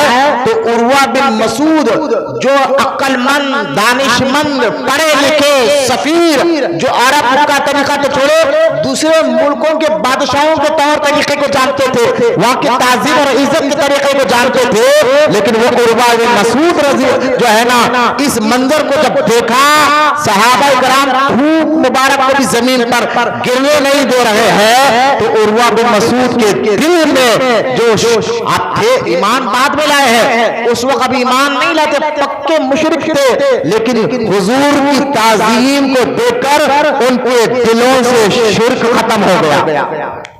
ये भी जरा इस पॉइंट पर गौर करें। उर्वा बिन मसूद हुजूर की ताजीम को देखकर दिल से क्या खत्म हो गया? शिर्क खत्म हो गया। तो ताजीम करने से शिर्क भी हो तो वो खत्म हो जाता है। हुजूर की ताजीम करने से शिर्क कैसे होता? वो तो शिर्क उनके पास था, लेकिन हुजूर की इज्जत को देखकर उनके दिल से शिर्क खत्म हो गया, वो ईमान लेकर आ, वो कलमा पढ़ लिए, हुजूर की ताजीम देखा और कलमा अल्लाह का पढ़ लिया। सोचिए जरा बात को आप। तो हुजूर की ताजीम करने से, इज्जत करने से शिर्क नहीं होता, अल्लाह की मोहब्बत बढ़ती है, दीन से मोहब्बत बढ़ती है, कुरान और हदीस से मोहब्बत बढ़ती है। तो उर्वा बिन मसूद जो है वापस जब अपने शहर मक्का गए और अपने दाखिल हुए, मक्के वालों को कहा, मक्के वालों तुम जानते हो मैं बड़े बड़े लोगों के पास गया हूं, कैसर के पास गया हूं, किसरा के पास गया हूं, वहां पर भी मैंने ये अदब नहीं देखा जो कैसर का अदब कोई कर रहा हो तो थूकता है तो उसके थूक को गिरा ना, ऐसा अदब मैंने कैसर के पास नहीं देखा, किसरा के पास नहीं देखा, लेकिन जैसा अदब मैंने सहाबा का अपने नबी के लिए करते हुए देखा है। जो सोचो, जो अपने नबी के थूक मुबारक को जमीन पर गिरने ना देते हो, वो कैसे बर्दाश्त करेंगे उस नबी के जिस्म से खून जमीन पर गिरे। लिहाजा मक्के वाले कहते हैं कि उर्वा शायद लगता है तुम्हारे दिल में उस नबी की इज्जत आ गई है, अदब आ गया है, मोहब्बत आ गई है। उर्वा बिन मसूद ने कहा हाँ मैं कलमा पढ़ने वाला हूं। जो ऐसा नबी हो, ऐसा नबी हो जिसकी ऐसी ताजीम की जा रही है, वो दीन सच्चा, वो इस्लाम सच्चा है। तो कहने का मकसद ये है हुजूर की ताजीम देख कर जो है मुशरिक के दिल से शिर्क खत्म हो जाए। तो एक मुसलमान और उस मुसलमान को अल्लाह हुक्म भी दे रहा है, जिस नबी का तुम कलमा पढ़ते हो उस नबी की ताजीम करो। हम यही तो आपको समझा रहे हैं। ये लाइटें, ये जुलूस, ये झंडे हुजूर की ताजीम के लिए लगाया जाता है, हुजूर को इस बात का सबूत देने के लिए कि हमारे दिलों में हुजूर की ताजीम है, इज्जत है, बड़ाई है, इसलिए। और ये बड़ाई इज्जत देने का हुक्म भी अल्लाह का है। कुरान में अल्लाह कहता है मेरे हबीब की खूब खूब ताजीम करो। अब यहाँ एक और बात मैं कहना चाहता हूँ, वहां भी कहता है कि सब भाई ठीक है, हुजूर की ताजीम करने का हुक्म अल्लाह दे रहा है, हुजूर की ताजीम करना है तो अल्लाह की इबादत करो। हुजूर की ताजीम कब आती किसकी भी? आप भी देखिए, अगर आप किसी की इज्जत कर रहे हैं तो ताजीम कर रहे हैं, तो ताजीम और इज्जत कब करते आप और हम? उससे पहले मोहब्बत होती है उससे। जिससे आप मोहब्बत करते हैं उसके लिए आपके दिल में इज्जत बढ़ जाती है। चाहे माँ हो, बाप हो, माँ बाप से हम बहुत मोहब्बत करते हैं इसलिए उनकी इज्जत करते हैं, इसलिए उनको गाली नहीं देते, इसलिए हम उनको सामने चीख के बात नहीं करते। कुरान में कहता हूं कि सामने उफ तक ना कहो। लिहाजा जिससे हम मोहब्बत करते हैं उसकी इज्जत जो है हमारे दिल में बैठ जाती है और ताजीम बैठ जाती है। ताजीम का मतलब क्या है? उसको अपने से बड़ा जानो, उसको अपने से बड़ा जानो। तो حالات میں آپ دیکھ لیں جس سے ہم محبت کرتے ہیں، چاہے دوست ہو، رشتہ دار ہو، جس سے محبت ہو جائے اس کی عزت ہمارے دلوں میں بیٹھ جاتی ہے۔ تو یہاں مثال میں نے دے کر سمجھانا یہ چاہتا ہوں، اللہ کے رسول صلی اللہ تعالی علیہ وسلم سے تو محبت کرنا نماز کی طرح فرض ہے۔ ہر مسلمان کے لیے نماز کی طرح آپ اور ہمارے نبی سے محبت کرنا فرض ہے۔ لہذا حضور صلی اللہ تعالی علیہ وسلم کی دلوں میں جن مسلمان کے دلوں میں محبت ہوگی تو محبت کے ساتھ ساتھ ان کے دلوں میں تعظیم اور عزت بھی ہوگی، اور اس کا ثبوت کیا ہے؟ میلاد کرنا بھی ہے۔ جہاں نماز ہے، روزہ ہے، داڑھی ہے، اس کے ہٹ کر بھی کوئی چیزیں عزت کی تعظیم کے ہے؟ صحابہ کیا ان کے چہروں پہ داڑھی نہیں تھی، سر پہ امامہ نہیں تھا، نمازی نہیں تھے، انہوں نے عبادت بھی کی اللہ کی، اور اس کے ہٹ کر تعظیم کر کر بھی بتایا کہ حضور کے تھوک مبارک کو زمین پر بھی گرنے نہیں دیا۔ تو لہذا یہ بھی ہے تعظیم کا طریقہ، تو یہ بھی طریقہ صحابہ سے ملتا ہے۔ ایک آخری اور بات میں آپ کو سمجھانا چاہتا ہوں، اس دور میں صحابہ اکرام رضی اللہ تعالیٰ عنہ اجمعین نے جو تعظیم و ادب لعاب دہن تھوک مبارک کی وضو کے پانی کے کر کر بتایا ہے، اس دور میں وہ کر رہے تھے کیونکہ ان کے سامنے آمینہ کا لال جلوہ گر تھا، مصطفیٰ جان رحمت جلوہ گر تھا، آپ کے ہمارے نبی جلوہ گر تھے، حضور صلی اللہ تعالی وسلم کے سامنے تھے، انہوں نے چہروں پہ داڑھی رکھی، سر پہ امامہ پہنا، نماز اور حلال چیز کمایا، کھایا پیا، حرام سے بچے، اس کے علاوہ بھی صحابہ نے حضور کی ایسی تعظیم کر کر بتائی، کیونکہ اس وقت حضور ظاہری زندگی میں حضور ان کے سامنے تھے، لیکن آج کے دور میں آپ کے ہمارے نبی ظاہری زندگی ظاہری طور پر ہمارے سامنے ہی ہے، قبر میں آج بھی زندہ، یہ الگ بات ہے، لیکن میں بتانا یہ چاہتا ہوں صحابہ کے دور میں حضور ظاہری زندگی میں سامنے تھے، انہوں نے تھوک مبارک کو بھی گرنے نہیں دیا۔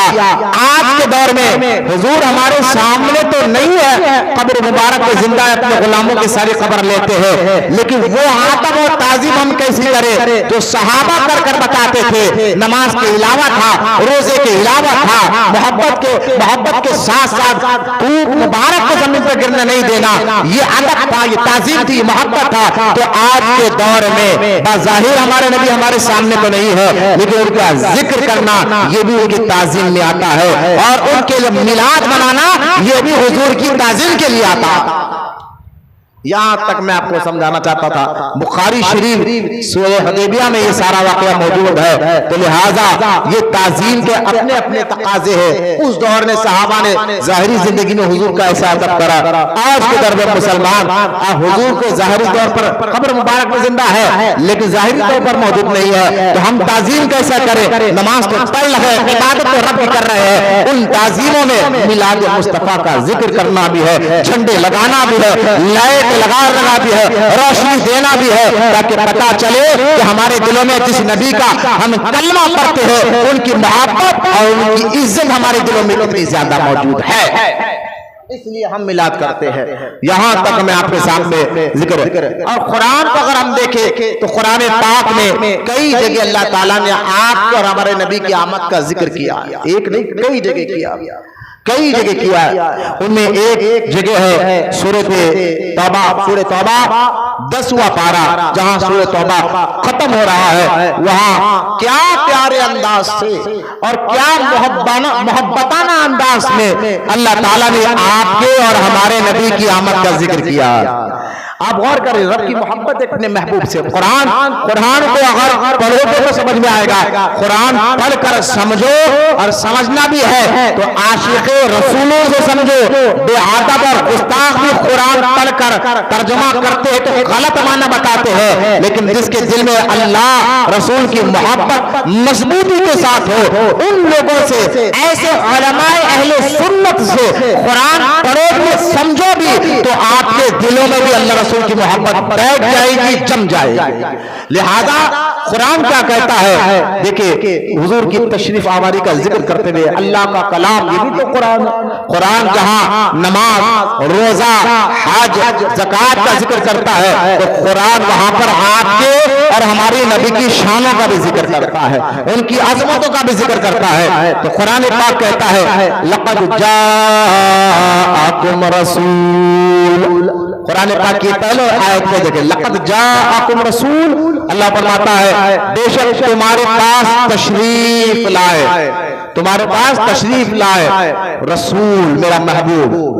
اب یہاں دیکھیں اللہ کلام پاک میں اعلان کر رہا ہے لقد جاءکم رسول، یہ آیت مبارکہ سورہ توبہ کی 10ویں پارے کی، کہ اللہ کہہ رہا ہے کہ بے شک تمہارے پاس میرا رسول تشریف لے کر آیا۔ اب اس میں پہلی بات تو یہ کہ اللہ اعلان کر رہا ہے، مخاطب کر رہا ہے، خطاب کر رہا ہے اللہ تعالیٰ، اور سننے والے کون ہیں؟ سننے والے کون ہیں؟ سننے والے وہ فرشتے ہیں جن کی کوئی گنتی آج تک نہیں کر سکتا، کتنے فرشتے ہیں، کوئی آج کیلکولیٹر نہیں کر سکتا کہ اتنے کروڑ، اتنے بلین نہ، کوئی کمپیوٹر نہیں کر سکتا، فرشتے موجود ہیں۔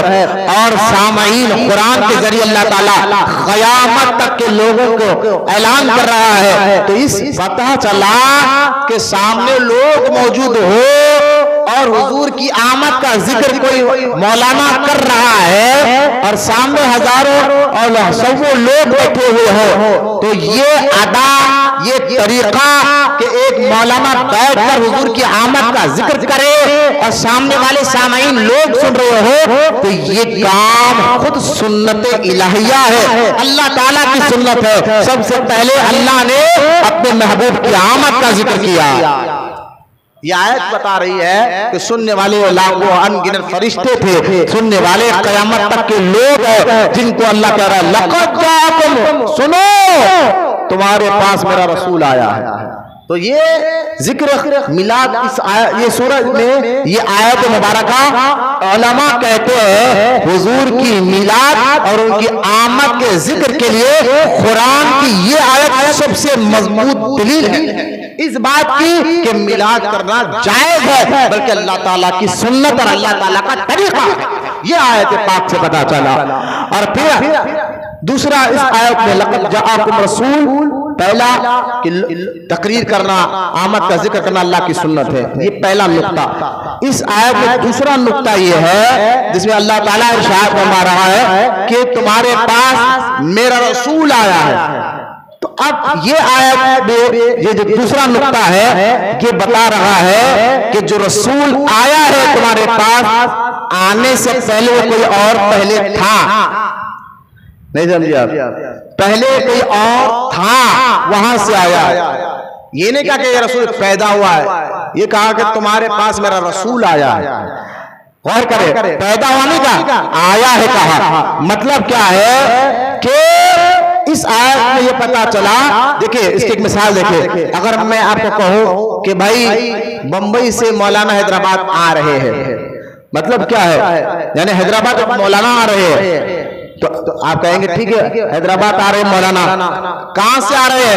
بمبئی سے آ رہے ہیں، گجرات سے آ رہے ہیں، جو بھی ہے، میں ہر علاقے کا نام آپ کو بتا سمجھانے کے لیے کہہ رہا ہوں۔ تو پتا کیا چلا، مولانا پہلے کئی اور تھے، وہاں سے یہاں آ رہے ہیں، مطلب یہ ہے نا۔ ایسا نہیں ہے کہ میں کہوں کہ مولانا حیدرآباد آ رہے ہیں تو کوئی بندہ یہ سمجھ جائے کہ اچھا مولانا حیدرآباد میں تھے، پیدا ہوئے، بڑے ہوئے، شاید وہ ابھی آ رہے ہیں، مطلب یہ سمجھے گا نہیں، بلکہ یہ سمجھے گا کئی اور تھے وہاں سے حیدرآباد آ رہے ہیں، مطلب یہ سمجھے گا نا۔ تو لہٰذا اب قرآن کیا کہتا ہے لقد جاءکم رسول، اے ایمان والے میں نے اپنے رسول کو بھیجا ہے، پیدا کیا نہیں بھیجا ہے، مطلب ہی ہوگا پہلے رسول کئی تھے وہاں سے بھیجا گیا۔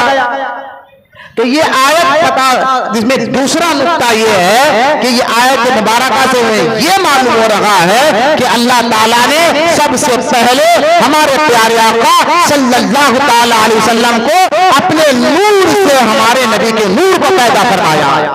یہ آیت بتا رہی ہے سب سے پہلے زمین سے پہلے، آسمان سے پہلے، چاند، سورج، ستارے، کائنات سے پہلے، ساری کائنات سے پہلے خود اللہ تعالیٰ نے اپنے محبوب کے نور کو اپنے نور سے پیدا فرمایا، بھیجا آخری میں ہے، پیدا پہلے ہوا ہے۔ جیسا کہ تفسیر روح البیان میں، تفسیر روح البیان بڑی معتبر تفسیر ہے، اس میں ایک روایت موجود ہے کہ جبرائیل علیہ السلام، آپ جانتے ہیں نا جبرائیل علیہ السلام جو سارے فرشتوں کے سردار ہے، جبرائیل علیہ السلام، جبرائیل علیہ السلام جو ہے ایک مرتبہ اللہ کے رسول صلی اللہ تعالی علیہ وسلم تمام فرشتوں کے سردار جبرائیل علیہ السلام سے پوچھتے ہیں، اے جبرائیل ایک بات بتاؤ، تمہاری عمر، تم کب پیدا ہوا، تمہاری عمر کتنی ہے؟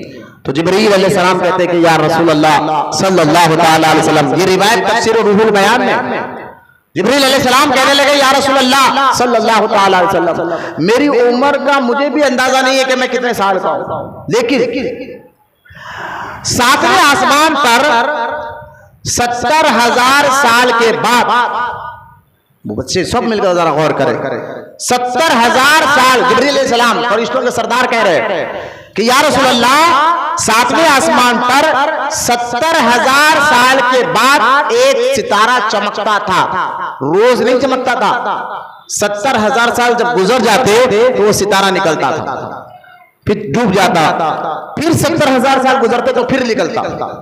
اس طرح جبرائیل علیہ السلام کہتے ہیں کہ یا رسول اللہ آپ میری عمر کا اندازہ لگائے کہ وہ ستارہ جو 70,000 سال میں ایک مرتبہ نکلتا تھا، میں نے اس ستارے کو 72,000 سال مرتبہ دیکھا ہے۔ بولیے سبحان اللہ۔ سوچئے تمام فرشتوں کے سردار جبرائیل علیہ السلام کے عمر کیا ہوگا، 72,000 سال مرتبہ میں نے اس کو دیکھا، جو ستارہ 70,000 سال میں ایک مرتبہ نکلتا تھا۔ اللہ کے رسول صلی اللہ تعالی علیہ وسلم نے فرمایا کہ جبرائیل اس ستارے کو دیکھے تو پہچان لو گے؟ تو کہا حضور کیوں نہیں پہچانوں گا، میں نے اس کو 72,000 مرتبہ دیکھا ہے، برابر پہچان لو گا۔ تو اللہ کے رسول صلی اللہ تعالی علیہ وسلم کے بارے میں روایت میں آتا ہے، خود فرمایا جبرائیل وہ ستارہ کوئی اور نہیں میں ہی تھا، اور اپنے پیشانی میں اس ستارے کو بتایا، لہذا مجھے بتائیے کہ میرے اور آپ کے نبی کو اللہ تعالیٰ نے سب سے پہلے، اس روایت سے پتا چل رہا ہے کہ اللہ تعالیٰ نے سب سے پہلے آپ کے اور ہمارے نبی کے نور کو پیدا فرمایا ہے، اور ان کو سمجھ، اس نور کو اللہ نے سمجھ دی، عقل دی، دانائی دی، اور فرمایا کہ میں اس وقت بھی نبی تھا، خود حضور فرما رہے علیہ السلام، میں اس وقت بھی نبی تھا جب آدم بھی نہیں بنے تھے، جب آدم علیہ السلام کو بھی اللہ نے نہیں بنا تھا، لیکن اللہ نے مجھے نبوت دے چکا تھا، میں نبی تھا، قرب الہی میں تھا، لہذا اب مجھے بتایا ہاں پھر یہ نور منتقل ہوتا ہے، ہمارے نبی کی حقیقت نور ہے، میں یہ بتانا چاہ رہا ہوں، نور سے اللہ نے اپنے نور سے ہمارے نبی کے نور کو پیدا فرمایا، ہمارے نبی کی حقیقت کیا ہے؟ نور ہے۔ یہ ایک آیت اور وہ قرآن پاک میں ایک آیت مبارکہ ہے جس میں خود اللہ تعالیٰ نے آپ کے اور ہمارے نبی کو نور کہا، کیا کہا؟ نور کا، جیسا کہ سورہ مائدہ میں کہا ہے، اللہ تعالیٰ فرماتا ہے قد جاءکم من اللہ قرآن نور و قرآن مبین، اللہ فرماتا ہے قد جاءکم نور، کہ بے شک تمہارے پاس نور آیا اور روشن کتاب آئی ہے، یہ دو لفظ پہ غور کریں، نور آیا، روشن کتاب آئی ہے۔ تمام مفسرین کہتے ہیں قد جاءکم من اللہ نور، اس آیت مبارکہ میں اللہ تعالیٰ نے فرمایا اے ایمان والو تمہارے پاس اللہ تعالیٰ کی جانب سے نور آیا ہے، یہ نور کا مطلب کیا ہے؟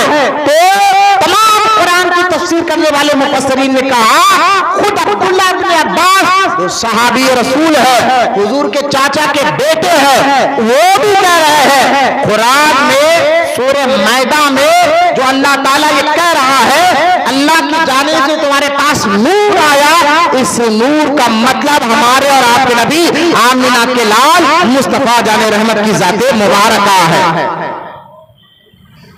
یہ ہے ہمارے نبی کی حقیقت کے وہ نور ہے اللہ کے، وہ کیا ہے؟ اللہ تعالیٰ نے ان کو نور کہہ کر کہا، وہ نور ہے، کہا بھی ہے۔ قرآن کی ایک اور آیت قرآن پاک میں، نہیں بیٹے ایسا بات مت کرو، بچوں سے سلو بات کرو، آپ کو تو معلوم ہی نہ آداب مسجد کے، لہذا میری طرف دیکھیں، لہذا قرآن پاک میں ایک اور جگہ اللہ تعالیٰ فرماتا ہے کہ جب مشرکین اور کافر حضور صلی اللہ تعالی علیہ وسلم کو مارنے قتل کرنے کی پلاننگ کر رہے تھے کہ مشرکین مکہ میں کیا حضور کو ختم کر دیا جائے معاذ اللہ اور مار دیا جائے، قتل کر دیا جائے، یہ پوری طاقت وہ اکٹھا کر آپ کر ہمارے نبی کو قتل کرنے شہید کرنے کی پلاننگ کر رہے تھے، تو قرآن میں اللہ تعالیٰ نے آیت اتاری اور فرمایا محبوب یہ کیا چاہتے ہیں، یعنی مشرک کیا چاہتے ہیں یہ سمجھ بھائی، کبھی ہم بولتے نا غصے میں آ کر یہ سمجھانے کے لیے کہہ رہا ہوں اللہ ہر عیب سے پاک ہے، لیکن بندوں کو اردو زبان میں اگر بھاری باتیں کہوں تو سمجھ میں نہیں آئے گا، آسان لفظوں میں کہوں گا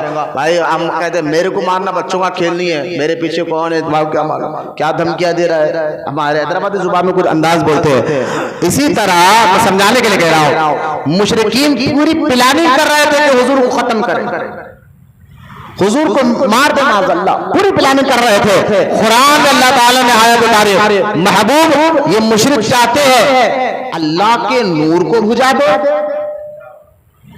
اب دیکھیں یہاں اللہ تعالیٰ نے ہمارے نبی مارنا کس کو پلاننگ کر رہے تھے، وہ ہمارے نبی کو قتل کرنا معاذ اللہ شہید کرنا پلاننگ یہ کر رہے تھے، تو قرآن میں اللہ نے یہ نہیں کہا اے محبوب تجھے مارنے کی پلاننگ کی جا رہی ہے، تجھے ختم کریں گے، نام لے کے بھی کہہ سکتا اے محمد صلی اللہ علیہ وسلم تجھے مارنے کے لیے کوشش کی جا رہی ہے، پلاننگ نہیں، یہاں نام نہیں لیا، نہ محمد کہا نہ احمد کہا، بلکہ یہ اعلان کہا قرآن میں اللہ تعالیٰ نے کہ یہ مشرک چاہتے ہیں اللہ کے نور کو بجھا دے۔ اب مجھے بتائیے مشرک کس کو بجھانا ختم کرنا چاہتے تھے، ہمارے نبی کو، اور قرآن کیا کہتا ہے تم اللہ کے نور کو بجھانا چاہتے ہو، تو ارے ہمارے نبی اللہ کے نور سے بنے، یہ خود قرآن ہمیں بتا رہا ہے۔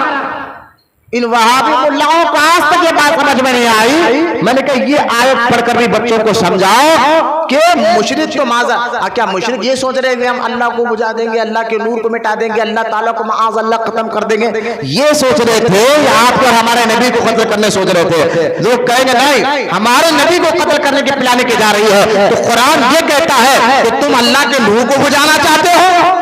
ارے جملے پر غور فرمائے کہ حضور اللہ کے نور سے بنے، اس کا اعلان خود قرآن میں اللہ تعالیٰ بھی کر رہا ہے۔ پھر اللہ فرماتا ہے اللہ خوب جانتا ہے اپنے نور کی حفاظت کیسی کرنا ہے، بولو اللہ سبحان اللہ، اللہ خوب جانتا ہے اپنے نور کی حفاظت کیسی کرنا ہے، لہذا یہ دوسری آیت ایک سورہ میدہ، یہ بھی سورہ توبہ میں آیت مبارکہ، اس کا ترجمہ میں نے آپ کے سامنے پڑھا، یہ دو آیتیں جس میں اللہ تعالیٰ آپ کے اور ہمارے نبی کو نور کہہ کر پکارتا، اندازہ کریں۔ اور ایک اور آیت ہے قرآن پاک میں اللہ نور السماوات والارض، سورۃ النور میں یہ آیت مبارک غالباً موجود ہے، جس میں اللہ فرماتا ہے کہ اللہ ساری کائنات کا نور ہے، اللہ ساری کائنات کا کیا ہے؟ نور ہے، اللہ نور السماوات والارض، اللہ ساری کائنات کا نور ہے۔ پھر آگے فرماتا ہے اللہ کے نور کی مثال ایسی ہے کہ ایک تابدان کے اندر چراغ میں روشنی اور روشنی پہ حباب ہے نا، تابدان کے اندر چراغ کے اندر روشنی اور روشنی پہ حباب، یہ اللہ کے نور کی مثال ہے۔ اب یہاں پر مفسرین کہتے ہیں کہ یہ اللہ قرآن میں اپنے نور کی جو مثال دے رہا ہے، اس نور کی مثال سے مراد حضور کی ذات مبارک ہے۔ آپ کہیں گے وہ کیسا؟ وہ ایسا کہ اللہ تعالیٰ کی کوئی مثال دے ہی نہیں سکتا، اس لیے صحابہ نے کہا حضور صلی اللہ تعالی علیہ وسلم سے کہ آپ ہمیں بتائیے، صحابہ حضور سے پوچھتے یا رسول اللہ دکھنے میں کیسا ہے، اس کی کوئی مثال؟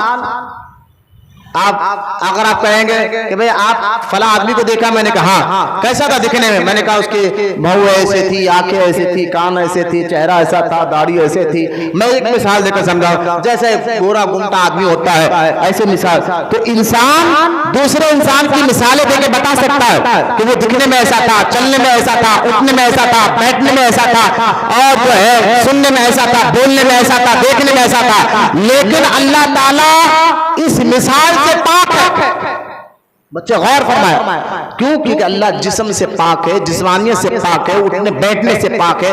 اللہ کسی چیز کا محتاج نہیں ہے. تو اللہ تعالیٰ کی کوئی مثال دے ہی نہیں سکتا.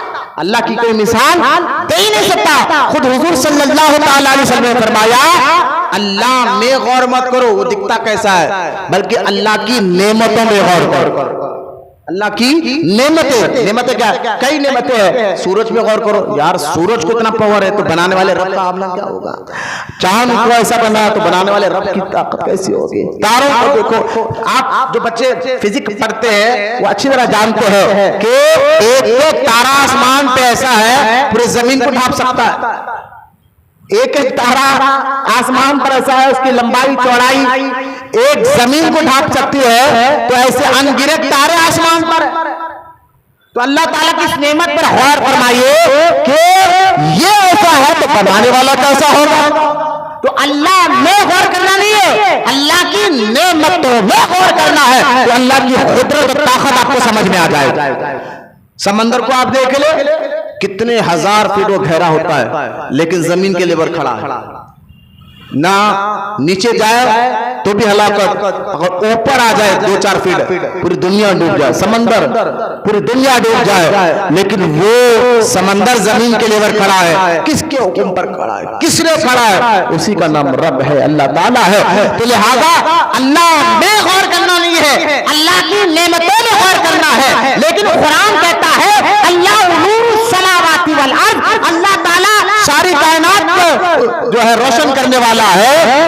اس کی مثال ایسی ہے ایک چراغ کو تابدان میں ہو اور اس پر حباب لگا ہوا ہو، لاکھ طوفان ہوائیں چلے، جس چراغ پر حباب ہو وہ کوئی بجھا نہیں سکتا. تو لہذا سارے مفسرین کہتے ہیں اللہ مثال سے پاک ہے، لیکن جو اللہ اپنے نور کی مثال دے رہا ہے اس نور کی مثال سے مراد حضور کی ذات مبارکہ ہے، آمنہ کے لال کی ذات مبارکہ ہے، مصطفیٰ جان رحمت کی ذات مبارکہ ہے. وہ حضور کو جس نے دیکھا اس نے حق کو دیکھ لیا. اللہ کے نبی کو جس نے دیکھا اس نے حق کو دیکھ لیا ہے. تو یہ تیسری آیت میں بتا رہا ہوں جس میں اللہ تعالیٰ نے آپ کے اور ہمارے نبی کو نور کہہ کر پکارا. لہذا نور والا ہے کہنا شرک ہے. وہابی کا چہرہ جل رہا ہے، چہرہ بگڑ رہا ہے، کیا میں شرک کہنا ہے؟ نور کیسے؟ میں نے کہا یہ قرآن کی آیت ہے، پھر کیا مطلب نکالو گے؟ 1 2 3 آیتیں میں نے آپ کے سامنے رکھ دیا ہے اور بھی قرآن پاک کی اور آیتیں. خود آئیے حضرت پیارے آقا رحمت کونین کی بارگاہ میں لے کر چلتا ہوں. جامع ترمذی میں حدیث پاک ہے، جابر بن عبداللہ رضی اللہ تعالی عنہ سے پوچھا گیا کہ یا رسول اللہ صلی اللہ تعالی علیہ وسلم، صحابی رسول پوچھ رہے ہیں. بیٹھ جاؤ بیان کے بعد نماز پڑھنے بیٹھ جاؤ تھوڑی دیر. آپ میری طرف دیکھیں.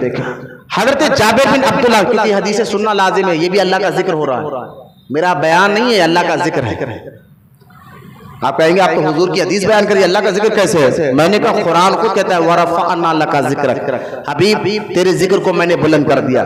جب یہ قرآن میں آیت اتری ہے نا وَرَفَعْنَا لَكَ ذِكْرَكَ، بچے غور کریں. علم نشرح آپ نے سورہ سنا گا 30ویں پارے میں علم نشرح لَكَ صَدْرَكَ، وہاں پر یہ آیت وَرَفَعْنَا لَكَ ذِكْرَكَ. جب قرآن میں یہ آیت اتری نا جبریل علیہ السلام آئے اور کہا یا رسول اللہ آپ جانتے کہ اللہ نے آپ کا ذکر کیسے بلند کیا؟ کہا جبریل بتاؤ کیسے بلند کیا؟ کہاں جہاں جہاں اللہ کا ذکر ہوگا وہاں وہاں آپ کا ذکر ہوگا. آپ دیکھ لیں ذرا غور کرنا ہے. ابھی بات کی حدیث کا ایک تو جہاں جہاں اللہ کا ذکر ہوگا وہاں وہاں آپ دیکھ لیں. کلمہ ہے، کلمہ لا الہ الا اللہ کے ساتھ محمد رسول اللہ بھی. اذان میں دیکھ لیں لا الہ الا اللہ کے ساتھ محمد رسول اللہ بھی ہے.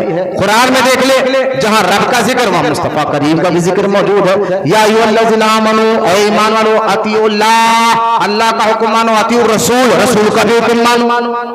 آگے نا نام کے ساتھ ذکر. قرآن میں اور بھی آیت ہے، میں مثالیں دے رہا ہوں. قرآن میں اللہ کے ساتھ رسول کا ذکر اور جو ہے اذان میں اللہ کے ساتھ رسول کا ذکر. آپ اور فرمائیے کہاں کہاں میرے مصطفیٰ کریم کا ذکر ہے؟ جہاں جہاں خدا کا ذکر ہے وہاں وہاں مصطفیٰ کا ذکر بھی موجود.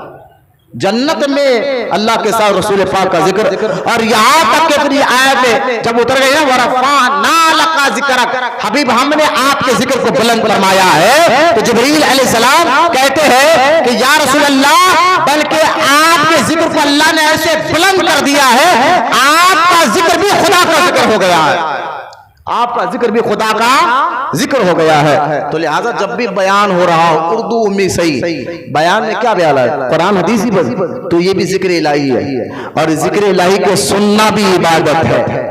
اللہ کا ذکر سننا بھی کیا ہے؟ عبادت ہے۔ اس وقت نماز نہیں پڑھی جائے گی، بیٹھا جائے گا، پورا سنا جائے گا، بعد میں وقت دیا خود نماز پڑھی جائے گی انشاءاللہ۔ اس پہ آپ عمل کریں۔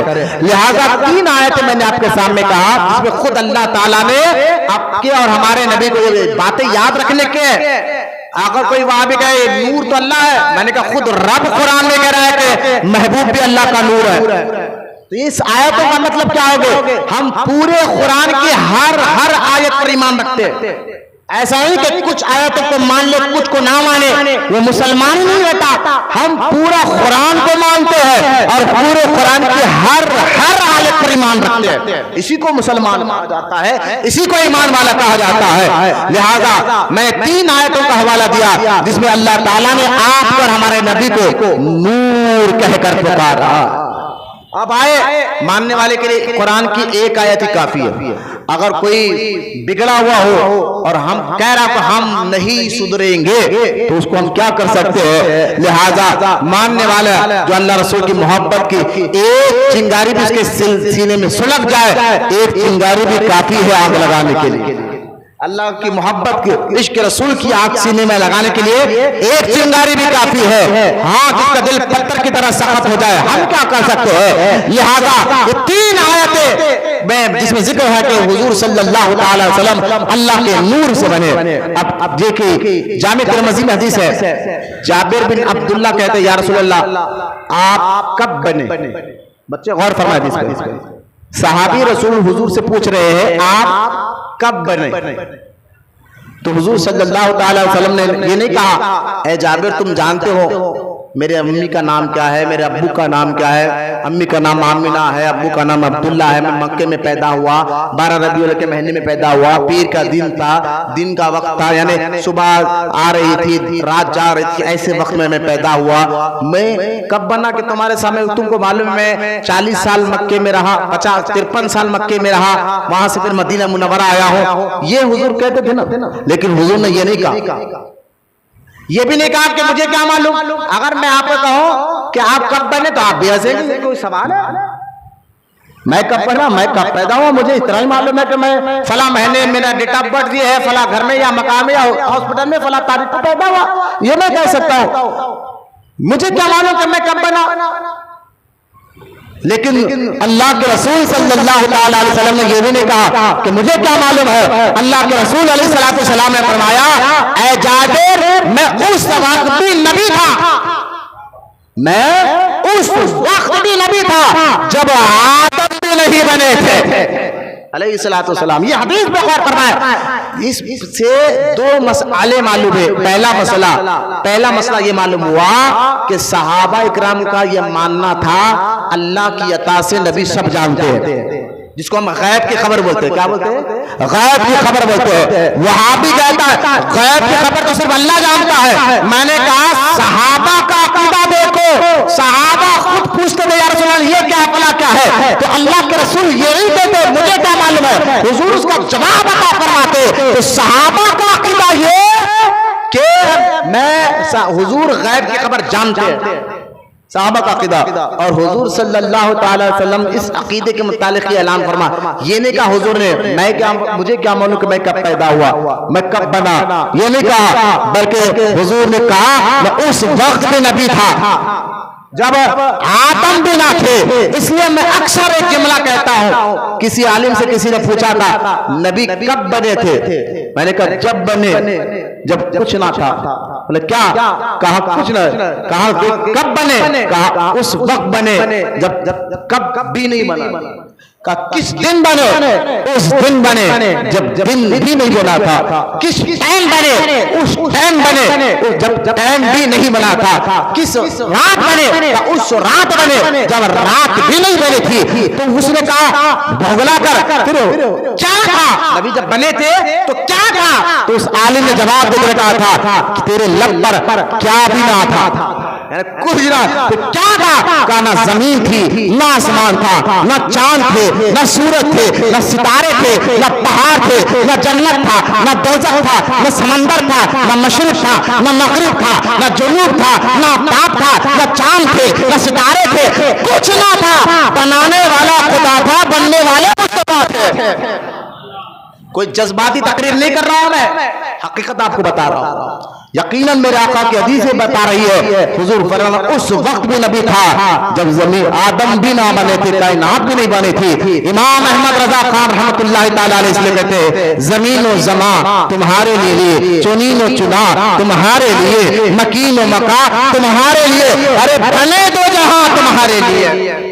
لہذا آپ اندازہ کریں، حدیث سے پتا چل رہا ہے کہ حضور بھی یہ بتا رہے کہ میں اللہ کے نور سے بنا ہوں، میں اللہ کے نور سے بنا ہوں۔ لہذا بعض وہابی ایک تانا ہمیں یہ بھی دیتے ہیں کہ بھئی یہ تو شرک ہو گیا ہے، نور سے اللہ کے نور سے بنے۔ تو ایک مثال دینے لگے، اگر 1 کلو گیہوں کا آٹا لیا جائے، اس میں سے آدھا کلو نکال دے تو بچا کتنا؟ آدھا کلو۔ یہ وہابی تانا دے رہے ہیں، تانا دے گئے کہ دیکھو انہوں نے کہا کہ نبی نور سے بنے اور لہذا معاذ اللہ کے نور میں کمی پیدا کر دی۔ میں نے کہا جناب پہلے تو یہ مثال دینا نہیں چاہیے، کہاں گیہوں کا آٹا میرے رب کا نور کدھر؟ پہلے تو یہ مثال دینا ہی نہیں چاہیے۔ لیکن سنو، ایک گھر میں چراغ لگا ہو، پورے محلے میں اگر وہ چراغ سے روشنی بانٹے، مثال کے اوپر لائٹ گئی اور پورا محلہ روشن نہ ہو، لیکن وہ ایک چراغ جل رہا ہو اور اس پر ہر کوئی آ کر روشنی لے لے، مجھے بتائیے ایک چراغ سے پورے گھروں میں چراغ لگے، کیا اس چراغ کی روشنی میں کمی آئے گی؟ اس چراغ کی روشنی میں کمی نہیں آئے گی۔ میں نے کہا ایک معمولی سے چراغ کی روشنی پورے محلے میں بانٹ دو تو اس چراغ کی روشنی میں کمی نہیں آتی، تو رب کے نور میں کیسی کمی آ سکتی ہے؟ یہ کتنی بیوقوفی کی بات ہے۔ لہذا یہ عقیدہ رکھنا کہ حضور اللہ کے نور سے بنے۔ پھر آپ سے سوال ہوگا، ٹھیک ہے چلو ہم مانتے ہیں، قرآن کی آیت بتا رہی ہے، حدیث بتا رہا ہے کہ حضور اللہ کے نور سے بنے، پھر یہ جو مکے میں پیدا نور کہتے ہیں، بظاہر دیکھیں نور کا وجود ہوتا ہے لیکن اس کو آپ چھو نہیں سکتے۔ نور کو سمجھیے آپ، آسمان سورج نور ہے، سورج کیا ہے؟ اس کی کرنیں کیا ہے؟ نور ہے۔ کیا اس کی روشنی کو آپ پکڑ سکتے ہیں؟ ہاتھ میں لے سکتے ہیں؟ چاند نور ہے، اس کی روشنی کو آپ پکڑ سکتے ہیں؟ نہیں۔ اسی طرح آپ آگے بڑھتے جائیے، نور کا وجود تو ہوتا ہے لیکن اس کو آپ چھو نہیں سکتے، پکڑ نہیں سکتے۔ آپ لائٹ کو دیکھ لیں، لائٹ جو بلب روشنی ہے، یہ بلب کی بات نہیں کر رہا ہوں، جو روشنی ہے اس کو آپ پکڑ سکتے ہو، چھو سکتے ہو۔ اب وہاں بھی آپ کو یہ کہہ سکتا ہے کہ تم کہہ رہے کہ ہمارے نبی اللہ کے نور سے بنے، پھر جو مکے میں پیدا ہوئے بی بی آمینہ کے گھر، پھر اس کو لوگ ہاتھ بھی چومتے تھے، پیر بھی چومتے تھے، حضور کو دیکھتے بھی تھے۔ نور کو دیکھا تو جا سکتا ہے، پکڑا نہیں جا سکتا، چھوا نہیں جا سکتا۔ حضور نے شادی بھی کی ہے، اولاد بھی ہوئے ہیں، بچے بھی ہوئے ہیں، یہ کیا بات ہوئی کہ حضور نور کیسے ہوئے؟ ہم نے کہا یہی تو آپ کو سمجھانا ہے، حضور نور ہے، حقیقت حضور نور ہے، لیکن جب اللہ نے دنیا میں بھیجا چاہا جیسا دیش ویسا دیش، سمجھانے کے لیے کہہ رہا ہوں، جیسا دیش ویسا دیش بھیج رہا تھا اللہ، فرشتوں کے یہاں نہیں، جہاں فرشتے بھی نور ہے وہاں نہیں بھیجا، انسانوں کے یہاں بھیجا۔ تو اللہ تعالیٰ نے جب اپنے محبوب کو انسانوں کے یہاں بھیجا تو بشری اور انسانی لباس دے کر دنیا میں بھیجا ہے۔ حقیقت نور ہے، اس لیے ہمارے نبی کو نوری بشر کہا جاتا ہے۔ کیا کہا جاتا ہے؟ نوری بشر کہا جاتا ہے۔ اگر بشری لباس لے کر آیا تو حقیقت نہیں بدلتی، حقیقت نہیں بدلتی، نہیں سمجھے آپ؟ دیکھیے اگر آپ ایک لہوا ہے، لہوا حقیقت میں لہوا ہے، اس سے چاقو بنا دے، اس سے تلوار بنا دے، اس سے میک بنا دے، تو حقیقت اس کی کیا ہے؟ لہوا ہی ہے۔ یہ اور بات ہے، اسے چاقو آپ نے بنا دیا ہے، تلوار آپ نے بنا دیا ہے، آپ نے میک بنا دیا ہے، لیکن حقیقت تو لہوا ہی ہے۔ سمجھانے کے لیے کہہ رہا ہوں، حضور حقیقت میں ہے ہی نور، ہے ہی نور، بشری لباس میں آئے اس لیے کہ سارے انسانوں کو اچھے اخلاق سکھانے کے لیے۔ اگر نور لے کر آتے تو کون کو پکڑ سکتا، کون देख सकता, लिहाजा बशरी लिबास में आए इसलिए, आमिना के आप पैदा हुए इसलिए ताकि सारी कायनात को ये बताए कि सच्चाई क्या है, बुराई क्या है, हक क्या है, बातिल क्या है, हलाल क्या है, हराम क्या है। अगर मेरे और आपके नबी बशरी लिबास में आते तो हमें सही और गलत का फर्क कौन बताता। लिहाजा सही और गलत के फर्क बताने के लिए बशरी लिबास, रब का पता बनाने के लिए बशरी लिबास में आए। लेकिन बशर बनकर आए तो इसका मतलब हकीकत नहीं बदलती, लवा लवा ही रहता है, चाहे उसे तलवार बनाओ, चाकू बनाओ, मैक बनाओ, लेकिन हकीकत लवा ही है। तो हकीकत मुस्तफा करीम के नूर ही है। फर्क है कि अल्लाह ताला ने बशरी लिबास बनाकर दुनिया में भेजा ताकि इंसान जो जैसा देश वैसा भेज, इसी तरह भेज इंसान वाला बनाकर भेजा, लेकिन ऐसा इंसान बनाकर भेजा, ऐसा इंसान बनाकर भेजा कि जैसा इंसान मुस्तफा करीम की बशीरत है, यानी हमारे नबी ऐसे बशर है, कोई बशर उनकी तरह नहीं है। कोई बशर है तो बशर है तो इंसान। हम हमारे नबी को सिर्फ नूर नहीं कहते, नूर भी कहते हैं और बशर भी कहते हैं, दोनों पर हमारा ईमान। हम नूरी बशर, अगर कोई नबी को कहे मैं सिर्फ नूर मानता हूं, नबी को बशर नहीं मानता, तो भी वो काफिर हो जाएगा। अगर कोई नबी के लिए कहे मैं सिर्फ नबी को बशर मानता हूं, नूर नहीं मानता, तो भी वो काफिर हो जाता है। हम अहले सुन्नत व जमात है, हम हमारे नबी को नूर भी मानते हैं, बशर भी मानते हैं, लेकिन बशर भी ऐसे बशर, नूरी बशर। बशर से मुराद इंसान, ऐसे इंसान कि नूरी इंसान। लिहाजा आप देख ले, आप और हमारे में और नबी में फर्क क्या है, यही हम भी बशर, अगर आप कह रहे हम भी इंसान नबी भी इंसान, दोनों में फर्क क्या रह गया है। मैंने कहा वो नूरी बशर है, तुम उनके गुलाम हो, तुम नूरी बशर है। बोले देखो उनके भी दुआ, तुम्हारे भी दुआ है, तो इंसान ना, वो भी देखते हैं, उनके भी दुआ, तुम्हारे भी दुआ, उनके भी दो कान, तुम्हारे भी दो कान, उनके भी दो पैर, तुम्हारे भी दो पैर, उनके भी दो हाथ, तुम्हारे भी दो हाथ। मैंने कहा देखो दिखने में माँ और बेटी एक ही है, माँ और बीवी एक ही है। अगर कोई अपना शौहर बीवी को जाकर कहे तो माँ के भी दो आँख, तुम्हारे भी दो आँख, माँ के भी दो कान, तुम्हारे भी दो कान, माँ के भी दो पैर, तुम्हारे भी दो पैर, माँ के भी दो हाथ, तुम्हारे भी दो हाथ है, तो तुम इंसान औरत ही हो, लेकिन मेरी माँ की तरह। बीवी को कोई माँ नहीं कहता, समझाने के लिए कह रहा हूं। बीवी को कोई ये नहीं कह सकता कि तुम है तो कि तुमने मेरे माँ में फर्क नहीं है तो मेरी माँ की तरह। तो जो अपनी बीवी को माँ कह दे या माँ की तरह समझे, उसका निकाह खतरे में आ सकता है, उसका निकाह टूट सकता है। बस इसी तरह जो नबी को अपनी तरह कह दे, उसका ईमान टूट जाता। अरे भाई मैं कहता हूँ, देखिए आप, मैं इसलिए जुमला अक्सर कहता हूँ, हम भी पढ़ते नबी भी नहीं पढ़ा, हम भी बोलते नबी भी बोलते हैं। अरे भाई यही तो इंसान है। मैंने कहा फर्क देखो, फर्क, तुम पढ़े तो डॉक्टर बन सकते हो, इंजीनियर बन सकते हो, एडुकेट बन सकते हो। आप पढ़ेंगे तो डॉक्टर, इंजीनियर, एडुकेट बने, नबी जब पढ़ता है तो कुरान बना। बोलो ना सुभान अल्लाह, गौर करें, नबी जब पढ़ते तो कुरान बनता है। आप हम जब बोलते हैं तो बात बनती है, नबी जब बोलते हैं तो हदीस बनती है।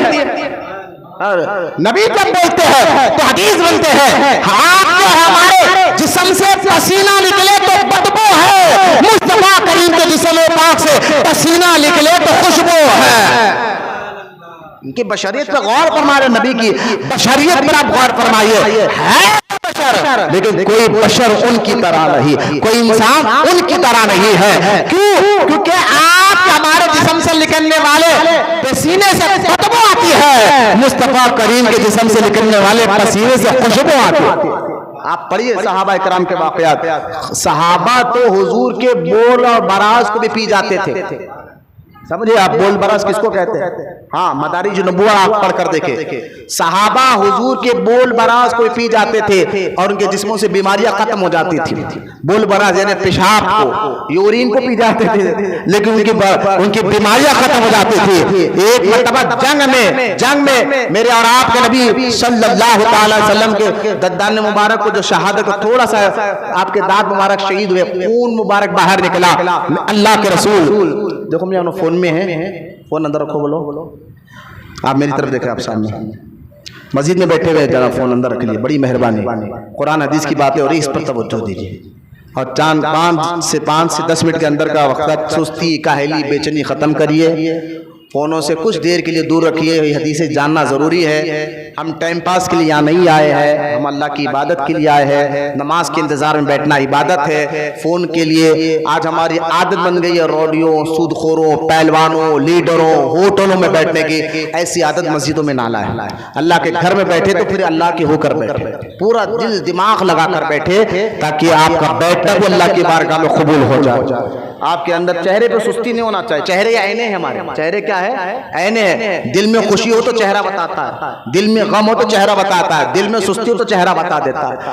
آپ کی آنکھیں چہرے بتانا چاہیے۔ آپ فلمیں دیکھنے کے عادی ہو گئے ہیں، ڈرامے دیکھنے کے معذلہ، آپ کی باتیں سمجھانے کے لیے بات کر رہا ہوں۔ انسان فلمیں ڈرامے دیکھتا ہے تو اس کا ایکشن بتاتا، ری ایکشن بتاتا ہے کہ کتنا خوش ہو رہا ہے، معذلہ، جس میں جھوٹ بھرا ہوا، گناہ بھرا ہوا، گندگی بھری ہوئی ہے، وہ عادت بن گئی ہے، تو وہ سن کر اثر بھی لے رہا ہوتا ہے۔ یہاں گھنٹہ 1.5 گھنٹہ، بلکہ اپنی نہیں، اللہ اس کے رسول کی تعریف قرآن حدیث بیان کر رہی ہے، چہرہ بتا رہا ہے، ختم کرو، بس ختم کرو، کیا کرنا ہے، جلدی ختم کر جانا ہے۔ میں نے کہا بھائی یہاں اس مسجد میں تو الحمدللہ اللہ کا فضل، جب سے مسجد بنی ہے یہاں پر، جب سے 1.5 گھنٹے کا بیان پیٹنٹ ہے، جب سے یہاں مسجد بنی ہے، آپ سے نہیں ہے، پہلے سے 1.5 گھنٹے کا یہاں بیان ہے، اور بیان کر کر واہ واہی لینا مقصد نہیں ہوتا کہ آپ میری تقریر سنیں، واہ واہ سبحان اللہ بولیے یہ اللہ تعالیٰ کی مرضی، لیکن مقصد صرف یہی ہے کہ آپ کو دین کی صحیح سمجھ مل جائے، حضور کی ذات مبارکہ سے آپ کی وابستگی ہے اور مضبوط ہو جائے، تاکہ کوئی وہابی بدعقیدہ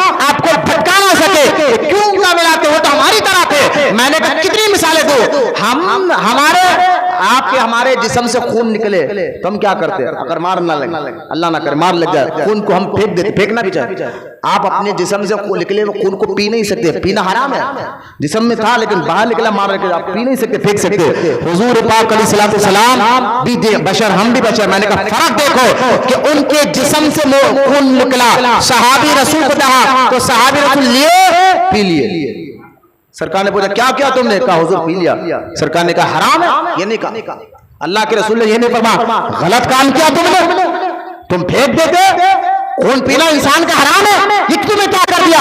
ایسا نہیں کہا، بلکہ اللہ کے رسول علیہ الصلوۃ والسلام نے فرمایا کہ اے میرے غلاموں، کسی کو جنتی دیکھنا ہے تو اس کو دیکھ لو، کسی کو جنتی دیکھنا ہے تو اس کو دیکھ لو، اس نے میرا خون پیا ہے، اللہ اس کے پیٹ کو ہمیشہ سلامت رکھے گا۔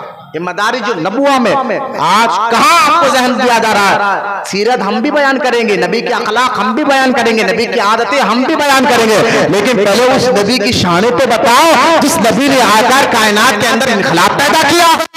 پہلے اس نبی کی عظمتیں بتاؤ کہ اس نبی نے آ کر جس نے کائنات میں انقلاب پیدا کیا ہے۔ پہلے اس نبی کے بارے میں بتاؤ کہ صحابہ کا عقیدہ اس نبی کے بارے میں کیا تھا، جنہوں نے حضور کو دیکھا ہے، وہ صحابہ جن کے بارے میں قرآن کہتا ہے قیامت تک کے مسلمانوں کو، آپ کو، ہمیں اللہ کا کلام کیا کہتا ہے، قرآن کیا کہتا ہے کہ تم ایمان لائے ہو، تمہارا ایمان کیسے ہونا چاہیے، آپ کا میرا کلمہ پڑھنے کا رنگ کیسا ہونا چاہیے، ایمان کیسا ہونا چاہیے، تو قرآن کہتا ہے آمینو، اے قیامت تک کے مسلمانوں کان کھول کر سنو، دل کے کان سے سنو، قرآن کہتا ہے آمینو، تم ایمان لائے ہو نا، لیکن ایسے ایمان لاؤ، کیسے میرے مولا؟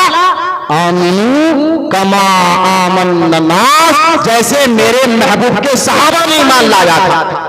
بولو محبت سے سبحان اللہ۔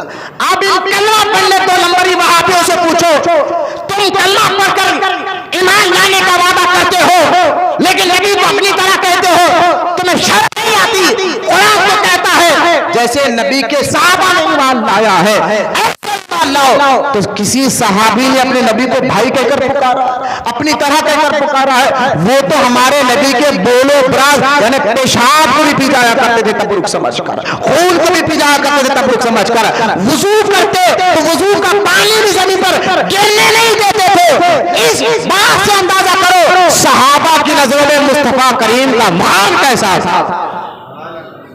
قرآن کہتا ہے ایسے ایمان لاؤ جیسے نبی کے صحابہ نے ایمان لے کر آیا ہے نبی کے ساتھ. حضرت مولا علی مولا کائنات سید السادات علی المرتضیٰ رشتے میں بھائی بھی تھے نا حضور کے, چاچا کے بیٹے بھی تھے, چچیرے بھائی بھی تھے, لیکن مولا علی جب بھی اللہ کے رسول کی بارگاہ میں جاتے ہیں یا میرے چاچا کے بیٹے اے میرے بھائی کبھی نہیں پکارا. جب بھی مولا علی حضور کے بارگاہ میں گئے یا رسول اللہ کہہ کر پکارا, یا حبیب اللہ کہہ کر پکارا, یا نبی اللہ کہہ کر پکارا. حضور کے سگے چاچا حضرت عباس اتنا ادب کرتے تھے, اتنا ادب کرتے تھے حضور کا. حضور بھتیجے ہیں نا حضرت عباس کے. کسی نے حضرت عباس سے پوچھا کہ عباس ادب کرتے ہوئے دکھتے تھے نا, پوچھ لیا عباس رضی اللہ تعالیٰ عنہ ذرا یہ بتاؤ آپ بڑے ہیں یا آپ کا رسول مصطفیٰ جان رحمت بڑے؟ عمر کے حساب سے پیدا کون ہوئے؟ آپ بڑے ہیں, آپ کے بھتیجے بڑے ہیں. تو اللہ کے رسول صلی اللہ تعالیٰ علیہ وسلم کے اس غلام نے حضور کے چاچا حضرت عباس نے کیا کہا ہے شملہ پر عشق پر. اگر یہ محبت کی بات سمجھ میں آ گئی, لوگ آج باجے پہ دھمک رہے ہیں, ناچ رہے ہیں, اللہ حرام میوزک سے بچائے.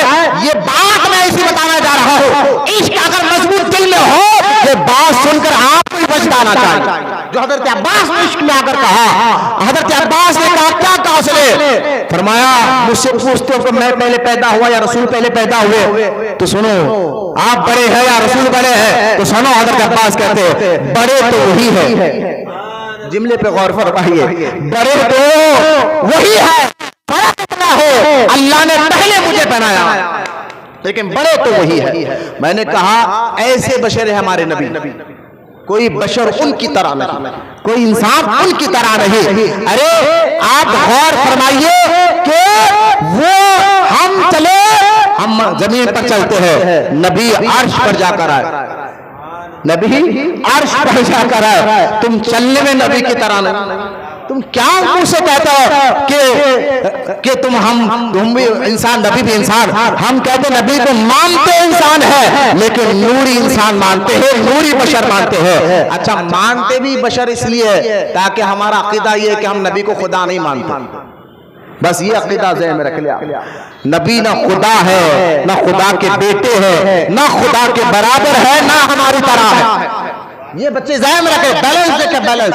نہ نبی خدا ہے, نہ خدا کے بیٹے ہیں, نہ خدا کے برابر ہے, اور نہ ہماری طرح ہے.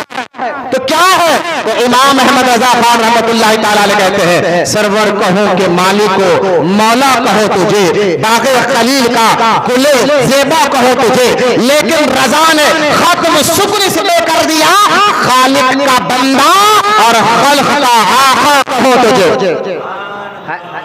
اس شعر میں اللہ کے ولی نے بیلنس بتا دیا. کیا کہنا ہے؟ نبی کو خدا بھی نہیں کہنا, خالق کا بندہ, بندہ کہو, رب کا بندہ کہو. اچھا بندہ تو کہہ دیا, اس کے بعد کیا کہا مخلوق میں؟ کیا کہا خالق کا بندہ اور مخلوق کا آقا کہو. مولانا سبحان اللہ, ایسے بشر ہے. تو ہمارے آقا کو میں نے کہا بھائی اچھا نور ہے, بشر کیسے؟ میں نے کہا جیسا دیش ویسا بھیس. اگر وہ بشر بن کر نہیں آتے تو میں اچھائی اور برائی کون سکھاتا, اچھے برے اخلاق کون سکھاتا؟ لہذا ہم ہمارے نبی کو نور بھی مانتے ہیں, بشر بھی مانتے ہیں, لیکن ہم صرف بشر نہیں کہتے, صرف نور نہیں کہتے, ہم ہمارے نبی کو نوری بشر کہتے ہیں. لہذا صحابہ کرام بھی یہی سمجھے کہ بشر ہے نا, دکھنے میں تو بشر تھے لیکن سمجھے نہیں صحابہ.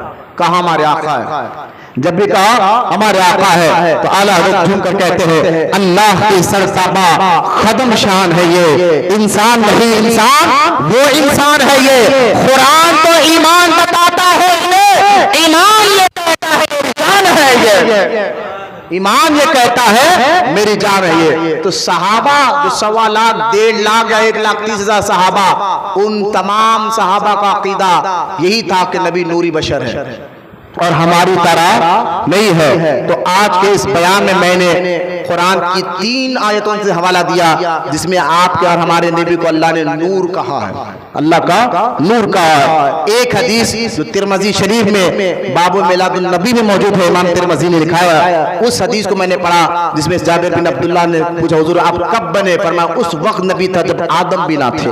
یہ ایک حدیث. اور خصائص الکبریٰ اور سورۃ توبہ کی ایک آیت میں بات ختم کر رہا ہوں کہ لقد جاءکم رسول کہ بے شک میں نے تمہارے پاس اپنے رسول کو بھیجا ہے، اور بھیجا اسی کو جاتا ہے جو پہلے کہیں تھا، وہی تو بھیجا جاتا ہے۔ تو اس ایک آیت پر میں نے بیان ختم کیا۔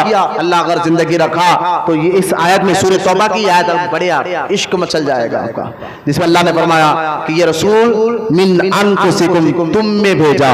تو یہ من انفسکم کا معنی اگر میں پڑھے تو بیٹھے تو مجھے 1 گھنٹہ چاہیے۔ لقد جاءکم میں مجھے 1 گھنٹہ نکل گیا، انفسکم میں مجھے بھی 1 گھنٹہ چاہیے۔ اس کا مطلب کیا ہے؟ کیونکہ یہ رب کا کلام ہے، ایک ایک لفظ میں سمندر چھپا ہوتا ہے۔ بولو نا سبحان اللہ۔ یہ بندوں کا کلام نہیں ہے، رب کا کلام ہے۔ ایک عقل مند آدمی کوئی بات کہہ دے تو بولتا یار اس نے سمندر کو جوس میں بول دیا، عقل مند آدمی بولتا ایک بڑی بات کو ایک لفظ میں سمجھا دیا۔ میں یہاں یہ رب کا کلام پڑھ رہا ہوں، فون اندر رکھو بیٹھے، بات کرنا حرام ہے، مسجد میں بیٹھ کے فون پہ بات کرنا حرام ہے۔ لہذا یہاں میں آپ کے سامنے ایک آیت پڑھا، رب کے کلام کی ایک آیت کی تفسیر مجھے 1 گھنٹہ ہو گیا۔ سوچئے بزرگان دین کیسی تقریر کرتے تھے۔ غوث اعظم کی عادت تھی 70,000 کا مجمع ہوتا، ایک آیت پر غوث اعظم گھنٹوں تقریر کرتے تھے۔ غوث پاک بھی تقریر کرتے، 70,000 کا مجمع تھا، ایک آیت کا معنی کیوں؟ کیونکہ رب کا کلام ہے۔ لقد جاءکم، جس کا ترجمہ آسان سا ترجمہ ہے، بے شک ہم نے بھیجا اپنے رسول کو۔ تو اس بھیجے میں کتنے چیزیں تھے، میں نے اس پر آپ کے سامنے تقریر ختم کی ہے۔ انشاءاللہ اللہ زندگی رکھا یہ انفسکم میں حضور کے خاندان کا ذکر ہے۔